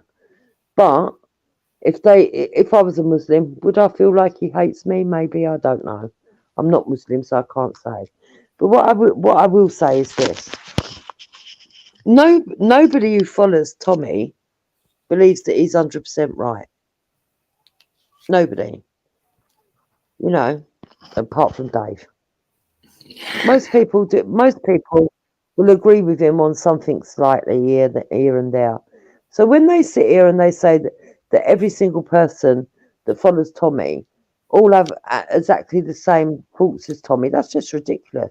Of course, it's ridiculous. But I think their hatred for him personally runs so deep that it doesn't matter what he was to do. Anything that he did that was good, anything, they'd see a problem in it.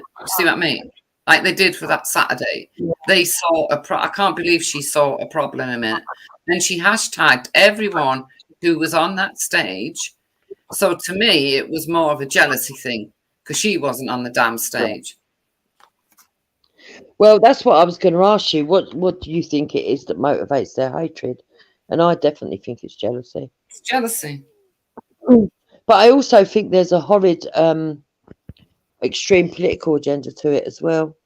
Because, you know, like the extreme left, the Nazis, and the extreme right, the ones that really are race haters. Mm-hmm. Yeah. You know, those two are in bed together, and that's been proved now for years. And I think it's that little group that are always attacking any myopic detail of Tommy Robinson's that they can find to blow it out of proportion, to make it worse than it is. And this is what I was going to say. They've been very successful in making out that it's the middle ground that are the racist, and try to trivialise, actually, the fears and worries of great swathes of this country. And that's really wrong, because it tells me that you don't care about the people of this country. You care about your own agenda. Well, this is what I'm saying. It's more about what they, the people they hate and dislike. So, like the Saturday the March thing, it was not just about Tommy Robinson. It wasn't. Exactly. It wasn't. He said it wasn't. I mean, I'm sorry, it just wasn't. So why? But they can't see past that. To them, it is, right? To them, it's just about Tommy Robinson, and we hate Tommy Robinson, and we hate him so much. We're going to do everything we can to put down what he's done that's good, and just hate him all the time for no reason, and make up lies. And they do make up lies. Yeah, I've witnessed definitely. it. They make up lies, yeah. And if somebody is associated, if Tommy Robinson mentions somebody that he knows, who's a friend, then I wish he really wouldn't do it, right? But he does. So they go and they research that friend. And if they find anything about that friend, right, they then use that as another reason why you got to hate Tommy Robinson. Yeah, it's pathetic, isn't it? Because these people, oh God, I bet if we went and looked at Lucy Brown and all the people she knows, we could find loads and loads of nefarious shit we could run with. But Well, why do that? Did you understand what went on between her and that Tan? Because I didn't, Jupiter. It was fucking ridiculous. No. But something that she led him on, didn't she? Let's be Yeah. honest about it. Because why would he put his own life in danger and stand in the park reading out? And this is what a lot of people don't know. She wrote that manuscript. She was the author of it. So when she sits on there looking like a sweet, innocent blonde bimbo who hasn't got any hatred for anyone, she wrote that manifesto.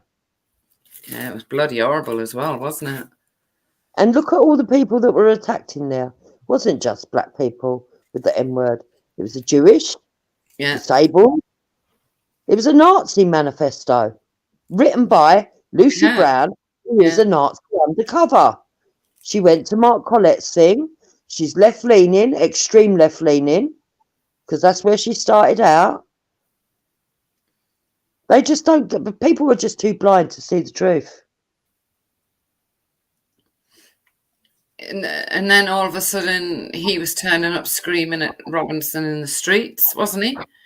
About Lucy, which was weird. And then he gave her 11 grand, which is weird. And then she complained that he was stalking her. Yeah, she took his money. She led him on, took his money, got him to go against her enemies. Yeah. And then fucked off to China. God knows what she was doing out there, Wendy. To meet fucking someone else's husband. Comes back with that fucking bloke that she's met. And all of a sudden, she's putting herself out there like she's got a cause that she really cares about. What? So is she telling me she was concerned about the effect Andrew Tate was having on Britain while she was living in China? No. No. Exactly. So how has she come back and spearheaded this thing? Look, not only that, you've got to remember that she's easily bought, because although she had this big fallout with Tommy Robinson, it didn't take much for her to get back on board to do Panodrama. Now, did it? It was the money. She got paid for that, you know. Yeah, this is what I'm saying. It didn't take a lot, did it? Just money, and she's back there with this Sweeney guy setting them up. And do you remember? All of a sudden, now she's fine with all those people in the BBC and ITV again. Yeah. But do you remember? Caitlin actually made a very big allegation about one of the directors. That was all to do with sex as well. And it's funny how they keep if they don't get their own way, they make allegations like this.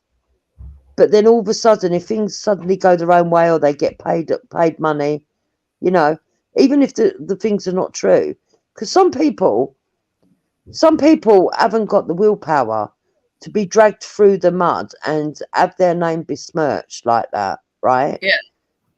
Because they know it's not true. Some people actually fold and say, do you know what? I'll give you money just to say you don't even say those kind of things, even if it ain't true, right? That Caitlin made a very big allegation, then all of a sudden it went nowhere. It went nowhere. I remember that. Yeah. And now all of a sudden, so what's the odds of this? What's the odds, right, that Caitlin got sexually abused, that Lauren Southern got sexually abused, and these people were so well-adjusted adults that they knew what the techniques were. They talked out about it. They were championing for victims, but suddenly they were victims as well. I know, love. Yeah, I remember it all. Especially that Caitlin one, because I expected that to go somewhere, and it just like didn't. Died out. Yeah, just died out. And then Lauren Southern decided to tell tales on everyone in a few videos, which was a bit strange. And but I'd like to know, do you remember that young girl, Chelsea, that got sexually abused? Oh, up in Sunderland, yeah. And the police were aware of it and everything because she ran out onto the street naked, didn't she? With that abuse. Do you know why that had to get dropped? Apparently her father, was it her father? Her father was found to have images on his computer. Yes. What's the odds of that as well? I'm not saying that he didn't. He may have done. And he's been convicted of it. But what's the odds? I know you think it, wouldn't you? Of all the people, what I'm saying is I'd like to know who brought that girl to Tommy Robinson. I don't know, because he was up in Sunderland defending the shopkeeper that got told by the Muslim people that he couldn't do A, B, and C, and he said, "No, I'm going to do it." So Tommy ended up there, and then he came across this Chelsea girl, and he got involved with that. But I'm not quite sure who. And then Daddy turned out to be a bit weird from nowhere, and of course they had to drop it and walk away from it then. But I do think Chelsea was abused. There's no doubt about it. And this is what annoys me, Wendy, because of these fucking idiots that poke their nose and do all this shit, right? And who are willing to slander at any expense just to cause damage. Yeah. That girl didn't get justice. Because the two things can be, as much as the odds are against it, it is possible that a girl gets abused by a group of people, doesn't get no justice, and it turns out that nobody in the family knew that the dad had a fucking secret fucking stash of fucking images on his computer because they had no inkling. The two things can still exist at the same time. Well, yeah, the daughter's not responsible for the father. I don't know. I mean, I just think, Wendy, that a lot of this doesn't stack up, right? I'm not saying that the dad's innocent because he's been found guilty and he obviously must have had stuff on his computer, right? Yeah. How it got there, if he could prove it was questionable, surely he would have done that in court. So it must be his, right? So I'm not going to dispute that. But I just find it very funny that every time they fall out with someone, all of a sudden there's allegations of sexual abuse. Yeah. Nothing else. Look at what happened when someone had the guts to stand up and say, "Where's all the money gone for justice for our boys?" Oh, yeah. Same thing, wasn't it? Exactly, Wendy. And Yeah. I don't believe that the odds are that all of those cases are true. I don't. Oh, I remember that. Yeah, same I just thing. think the go-to to smear people in the public domain as quickly as they can. Well, isn't that what Tommy Robinson argues about this Andrew Tate person? That they're doing it because they want to shut him up. or something. I don't know. But that's the same premise. And when you look at stuff, you know it's not something that you think, nah, that couldn't happen, because we know it happens all the time. It's the first thing they go to get rid of someone. Yep. See, I don't like Andrew Tate, so my judgment's neither do I. My judgment's clouded because I think he's a fucking sleazy man with very low morals and a Well, he misogyny. is, yeah. But I'm not being funny. He was allowed to be who he was for years before they suddenly decided to fucking do something. And yeah, why weren't people making complaints earlier? Well, I hadn't heard of this Andrew Tate until Tommy Robinson mentioned him. I thought, Andrew Tate, who's that? And then all of a sudden he becomes this big thing. But he'd been at it for years, like you said. It wasn't like he just started. He'd been doing it for years. And it wasn't like it was hidden. No, he was doing it on bloody live streams. He was doing it. Me and you are old enough and wise enough to know that there are women out there that are quite happy to do that kind of work in the sex industry. At the worst case level, they're quite happy to sleep with multiple men. At the lower level, they're quite happy to do phone calls. You know, I mean, it used to be a joke, didn't it, years ago, that these men that were phoning up these phone call people, it'd be old women our age sitting there doing knitting. Yeah, yeah. Right? It used to be. But we do know that it's like, and this is what I'm saying when people have to be cautious, because if you're trying to tell me that these women, when they found out that he had other girlfriends, were still prepared to stay around, right? And they're grown women, and they're capable of sitting on there talking to man after man after man, and there's no attempted escapes or anything like that. You've got to say to yourself, well, maybe the testimony of the other women who say they worked there as well, they were well aware that he had a proper relationship with one girl. The rest of the girls were just call centre girls, and that they'd all agreed to do certain stuff with him in the bedroom whenever he deemed it so that he wanted it. And they're saying, yeah, we were okay with it. Everybody knew the score. You've got to say, well, is that true? I mean, I heard that Crayon bloke, right, that come on to win. I only heard a bit of it because the bloke's accent put me off. I'm not going to lie. Yeah. I couldn't tolerate it. I thought, I can't listen to this much longer.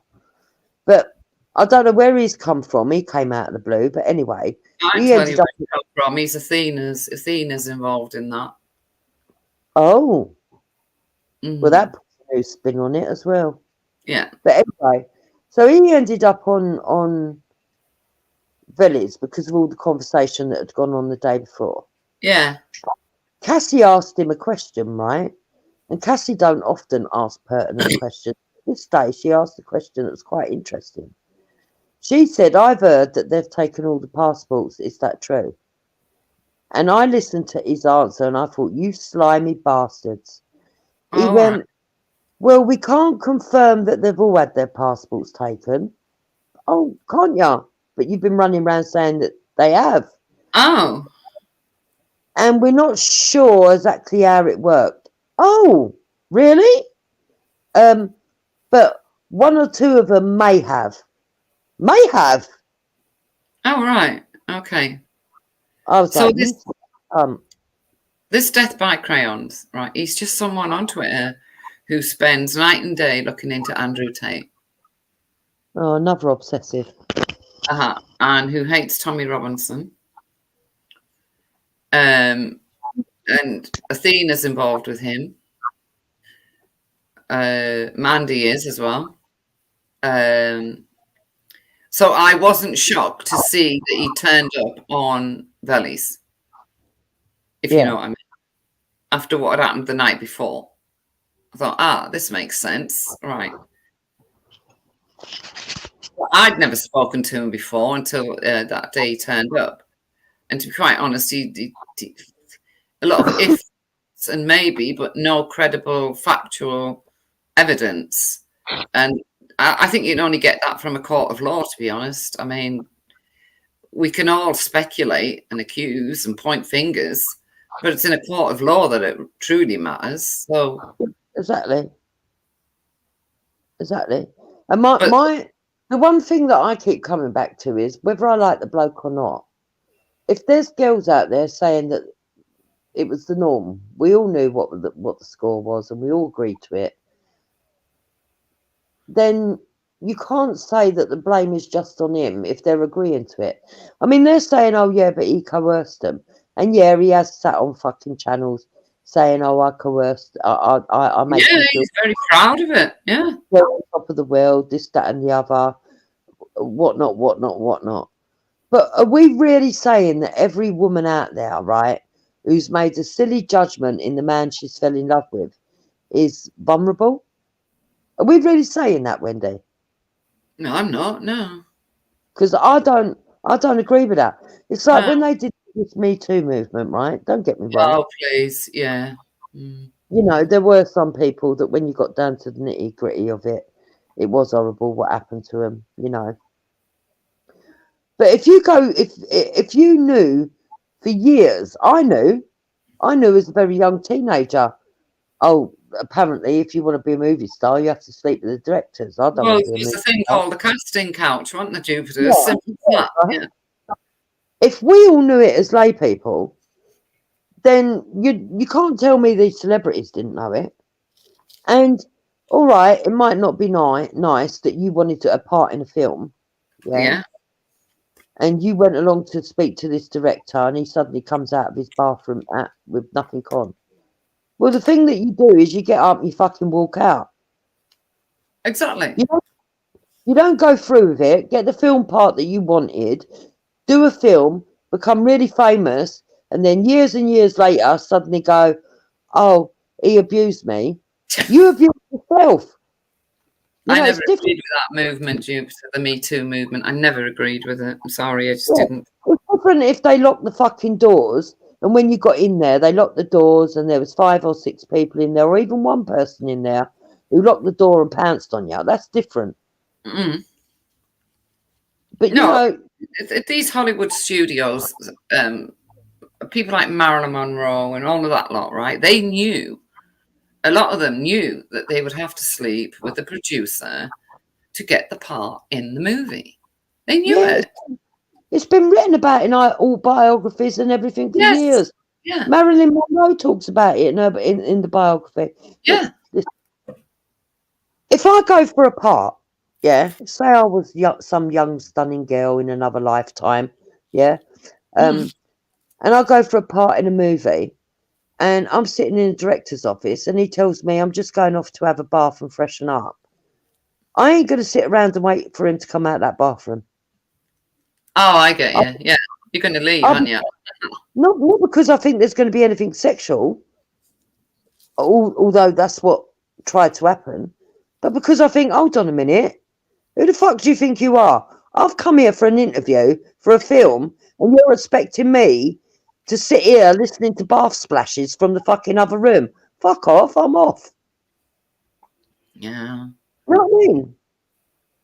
I never understood that Me Too movement because, look, another thing, a lot of men, you know, they were arrested for underage sex in Hollywood and everywhere else. But what you've got to remember, Jupiter, is years ago, the men didn't know. Women would lie about their age. I mean, it was simple as that. They'd lie. Oh, how old are you? Well, I'm 18. And when they're actually, I don't know, 16. And there was no way of disproving it back then. Yeah, but look, some of them are dirty, filthy bastards, right? Some of them are. Let's not pretend that the higher up that you go with power or money, you can't take advantage of people. And I'm sure that there has been girls that have been taken advantage of. MGM did, definitely. Yeah. Yeah. That's not my argument. I'm not saying they're all innocent. But what I am saying is we were well aware that if you went for a part that was going to get you billions in life, suddenly make you the fucking star of the world that you was going to expect to fucking grease a few pricks on the way up, quite literally. And at the end of the day, if you didn't want to do that, it was going to take you a lot longer to get to the top, but you would have kept your integrity. There are stars out there, by the way, that had it happen to them and walked out. Yeah. Do you understand what I mean? It got to that point. Bridget And they were like, no way, fuck it. I'd rather not do the part. You know Bridget Bardot, you know the way she just like disappeared and went off to live with all the dogs? That's why she didn't want to be part of it anymore. That, the casting couch. Yeah. Yeah. That's what I'm saying. And there's others that have not fell to it, but took years and years and years to be recognised because they didn't do it. They were aware of it, got told if they slept with them, they'd get this part, and just didn't bother. Said, no, actually, I'd rather stick here with being an EastEnders actor for fucking 20 years and make my money that way than fucking go into a movie and sleep with the director. Another thing that used to happen, which didn't come up so much in this Me Too movement, which I didn't quite understand, was if you had a gay producer or a gay director, right, for a big movie, the leading man would sometimes be forced to have sex with that gay director when the leading man wasn't gay. Well, again. But that was never mentioned. It was just women. I never understood that. Yeah, but again, Wendy, what kind of man's going to go, yeah, all right then? Oh, no, I agree with that. What I'm saying is, how come that wasn't brought up as well? You know, they didn't talk endlessly about that. Maybe the men didn't want to admit that they'd done it. I don't know. Well, they say that Will Smith has done all that, didn't they, and things like that. Mm-hmm. I don't know. I mean, I know it's a lot easier to say if you really want to be a movie star, but don't pretend that you didn't enter into a transaction. That's all I'm saying. Because you could have walked away. You could have made a complaint at that point. You could have even gone public on the news. You know what I mean? Yeah. But it seems like nearly every movie that Marilyn Monroe made, she had to sleep with the director first. Many young women over the years. And then all of a sudden this Me Too movement comes forward. It's like, oh, shock, horror. No, I didn't fall for that. They knew what they were doing and they knew what they were getting into. I'm sorry. I mean, it got to the point where some men were being arrested because they they purposely, I don't know, touched somebody's leg under a table 20 years ago. I know, pathetic. I remember watching a show. I say a show, it was an interview thing. I think it was Andrew Mars. I can't remember who it was.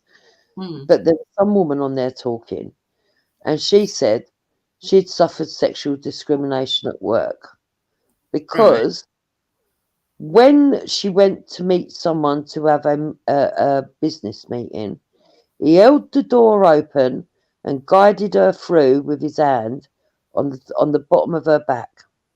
All right. Oh. I was like, what the fuck? You are calling that inappropriate? Many men do that. Right. It's different if they put their hand there and then they grope down below. Yeah. Or suddenly it goes round your waist and they walk in with you. Or they put it on your back and suddenly it goes round your waist and upwards, up to your front. But if they're just literally tapping you in through the fucking door at the back, it's a natural instinct. It's not even a fucking... It's not even... It's nothing. It's nothing. Because they do it to other men. Oh, my God. That's what I mean. This is how mad it's gone. All of it's gone mad. And when you try to show them where it's gone over the gradient, and where it goes from normality into thingy. What you do, you have disingenuous people on here who will clip what you're saying, fucking try and make out that you're saying something that you're not saying, take it all out of context and cause a hate fest. And it's detrimental to society when they do that. Because they're not thinking about the greater, wider society. All they're thinking is, I don't like this person. Let's damage their reputation. But why don't we confuse a whole load of youngsters at the same time? They're mental. Absolutely mental. All of them. Yeah, I'd have to agree with that. Wow, I didn't realise it went that far as well. Oh my God. Yeah. And yet the same women would probably cry if a man didn't help them with their heavy fucking shopping. Exactly, Lindsay, and this is what I'm saying, because when they do that, it then becomes detrimental because men who are listening in the audience, you know, are like, oh, older men are thinking, oh, fucking hell, times have changed. I can't even open the door. Yeah. Right? And youngsters are thinking, right, it's inappropriate for us to open the door for a woman. And, you know, let's not even, I don't want to get accused of fucking sexual assault when I'm not even thinking that. I'm not even going to bother.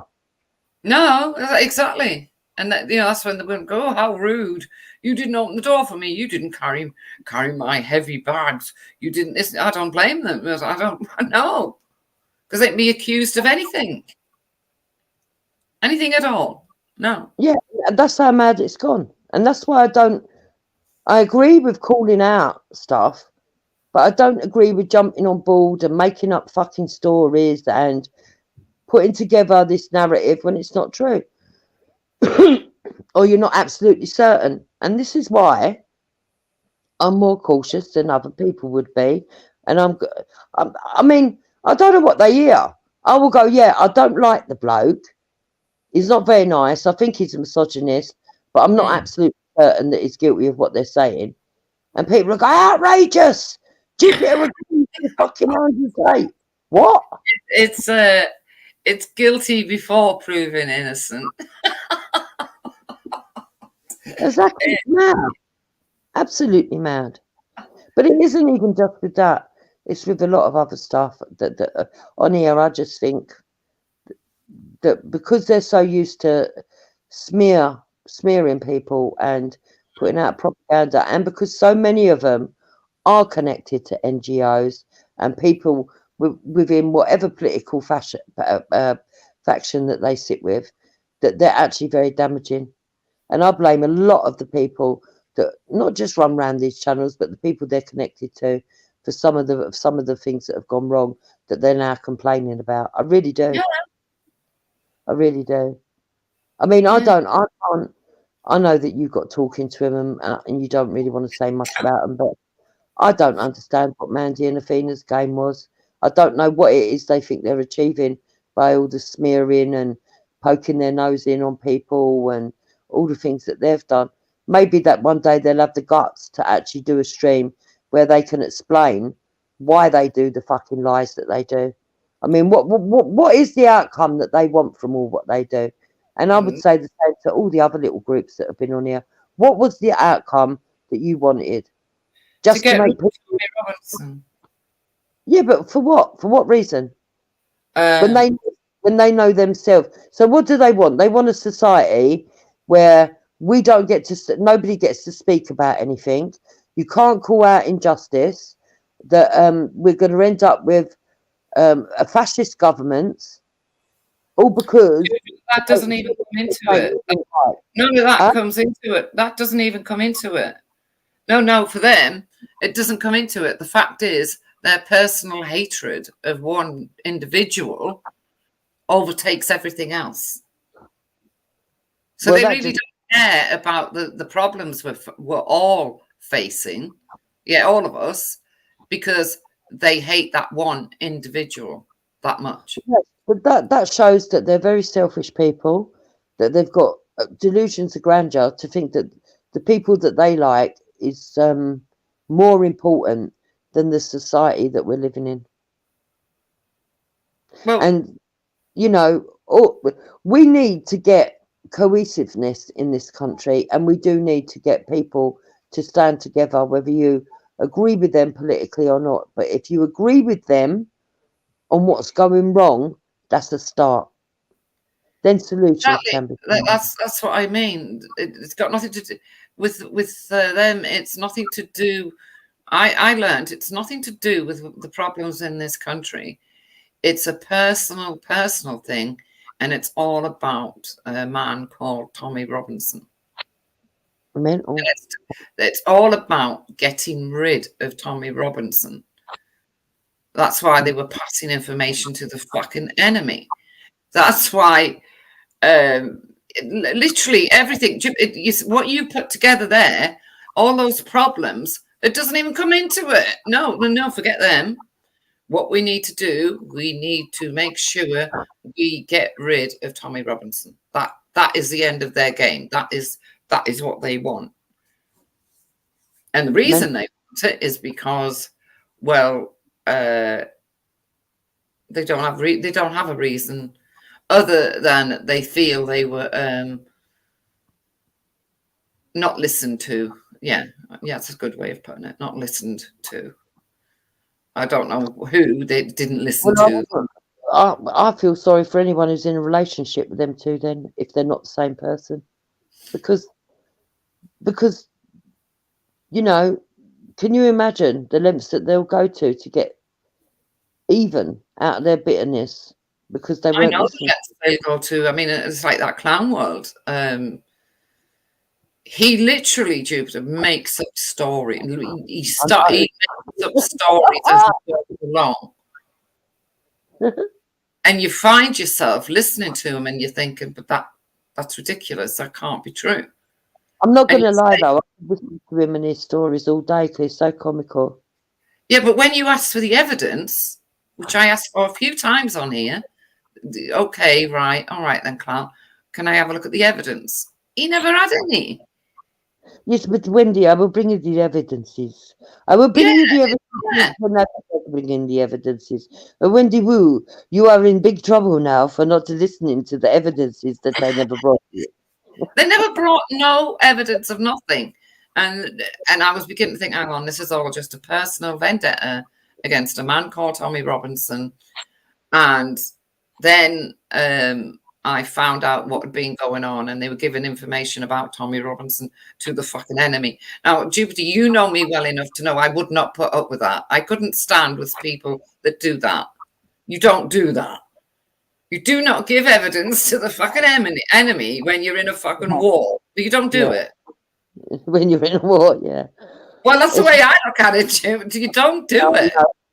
I know. That's how you look at it. But yeah, people have known for a while now that they've been not just on Tommy Robinson, on anyone. They'll give names and addresses. Anyone now, yeah, anyone. To anyone who's related to Tommy or likes Tommy, you could be fucking innocent Mrs. fucking Jameson from down the road, who's a little old lady, never had a fucking bad thought in your life, but you say that you like Tommy Robinson. That's it. You're getting it. They'll give your address to fucking radical Muslims and they can blow you up. Yeah. And like I was saying earlier, when Tommy Robinson mentions, say, a friend that he knows or he had an acquaintance with or was brought up with, they literally go and research that friend, find everything out they can about him, and then if there's something bad going on in the friend's life, right, which has nothing to do with anybody, they then attach that to Tommy Robinson, and they use that as another reason why Tommy Robinson must not be trusted. You know how old Helga is. I'm not going to say on here. But you know yourself. They gave the addresses of Helga, and people actually turned up roaming along her road. What for?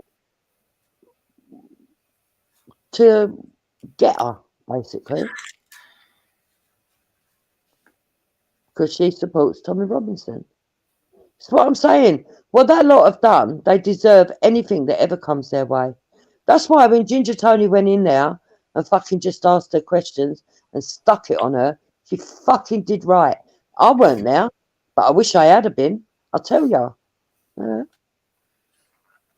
Ginger Tony was right to pull her up for all her bullshitting and everything else. She tried to get an innocent man, yeah, put out there as somebody that had a fucking video of rape on his phone and it weren't true? I can't say I agree with going and into pubs and all of that rubbish, but I agree on the point that the guy that was involved, I don't know where that story came from, and she shouldn't have been saying it, but they're never going to change, Jupiter. They will never change. I don't believe they will. I don't believe they will. And God help Lucy Brown if she upsets them. God help all those victims that they think Andrew Tate's got if they upset them. They'll be putting smear campaigns out there about your family and everything else. What they do is they go through ancestry.com. Mental. Yeah, it's absolutely who could be asked to do that? Well, they go through all those things. They're in secret contact with most of the channel owners on here. Yeah. They're emailing them constantly. That's how that murder by crayons, I mean, really, ended up on Valley's as quick as he did. Yeah, don't fucking give stuff to the fucking enemy and think that I'm going to sit back and go, oh, that's all right then. Yeah, I don't particularly like Tommy Robinson, but yeah, I'm going to sit back and say nothing that you're passing information on to the fucking enemy of us all, as far as I'm concerned. No, it doesn't work like that. Yeah, but what's wrong with all the channel owners fucking taking information off a pair of old cunts like that, and there's no absolute proof, and you're going to take the whole hit? Because believe me, a lot of this stuff, I'm not going to say too much, but some people need to be very careful about how involved they got with them too. That's all I'm going to say. Yeah. Well, the Athena is meant to be very relevant on Twitter. I don't know. I really don't know. The other one is very relevant, wandering around, emailing people all the time. But their one goal, Jupiter, to get back to the point, the one goal is simply to get rid of Tommy and nothing else. Yeah, but I don't think it's just Tommy. Look at what they've done to Danny Roscoe. They went down his young daughter, who's a kid, her Facebook. Yeah, but if you get rid of Danny Roscoe, right, by doing things like that, which will hurt and upset him, if you do that, that'll get rid of Danny Roscoe, who was a friend of Tommy Robinson's. Do you see what I mean? They don't mind who they get at, as long as their main goal is to get rid of Robinson. So they have to get through the likes of Danny Tomo or Ginger Tony or Helgauer or whoever. Yeah. To get to Tommy. And also that, like I said, I think they would literally become jihadists, right? To get to Tommy, because they don't mind passing fucking information on to the enemy. So no, I'm sorry. No, go to hell. Yeah, mental, isn't it? Huh? I say it's mental. It's mental the way that they've become so obsessed. And I think it's all about them having power, narcissists. It's power and information. Yeah, power, information. And if they haven't got the information, well, they'll make it up. Now, you couldn't get any worse than that, could you, really? If they haven't got it, they'll make it up. In the real world, though, people must really hate them, because it's easier to do that on these kind of channels. But in the real world, I don't know, karma comes back to you a lot quicker. Can you imagine if they're that gossipy in their street or neighbourhood? Oh, yeah, I know what you're saying. Yeah, I know. Apparently, Mandy was known as News of the World in that pub. Oh, I don't know, love. I steered away from that kind of thing. I didn't want to get that engaged in it. Oh, God. Yeah. But do you remember, you probably weren't there, she done a live stream with Simon saying if anyone turns up at her pub, right, they won't get out alive, and they all do lock-ins, which then put the landlord in problem. And she Oh, told dear. the woman done lock-ins. Oh, God. Didn't you realise lock-ins are illegal, even today? These people are nuts. Sometimes I sit there and think, oh, you fucking idiots. No. Bloody hell. No, I didn't know that. I hadn't heard that, but no, the goal is to get rid of Tommy, and they will literally go for whoever to get to their goal. I just hope one day they don't pass information on to somebody dangerous. That's what I hope. Yeah, the best thing though was when it all kicked off, there was a little old boy in the back just playing the fruit machine. I never knew, did he? It turned out because he was deaf, bless him. So he had no clue what was going on. I was watching it and I even forgot what the video was about. I was just watching this guy on the bloody fruit machine who just didn't move. Yeah, no. I found out later on it's because he was deaf, bless him. But I don't know. Right, Jubes, I'm off to make my dinner, love, because nobody else is going to fucking make it if I don't make it. Yeah, I'm going to go as well. All right then, Wen. All right, thanks for coming on, love. Take care. Bye-bye. Bye. Bye. Thank you, chat. Bye-bye.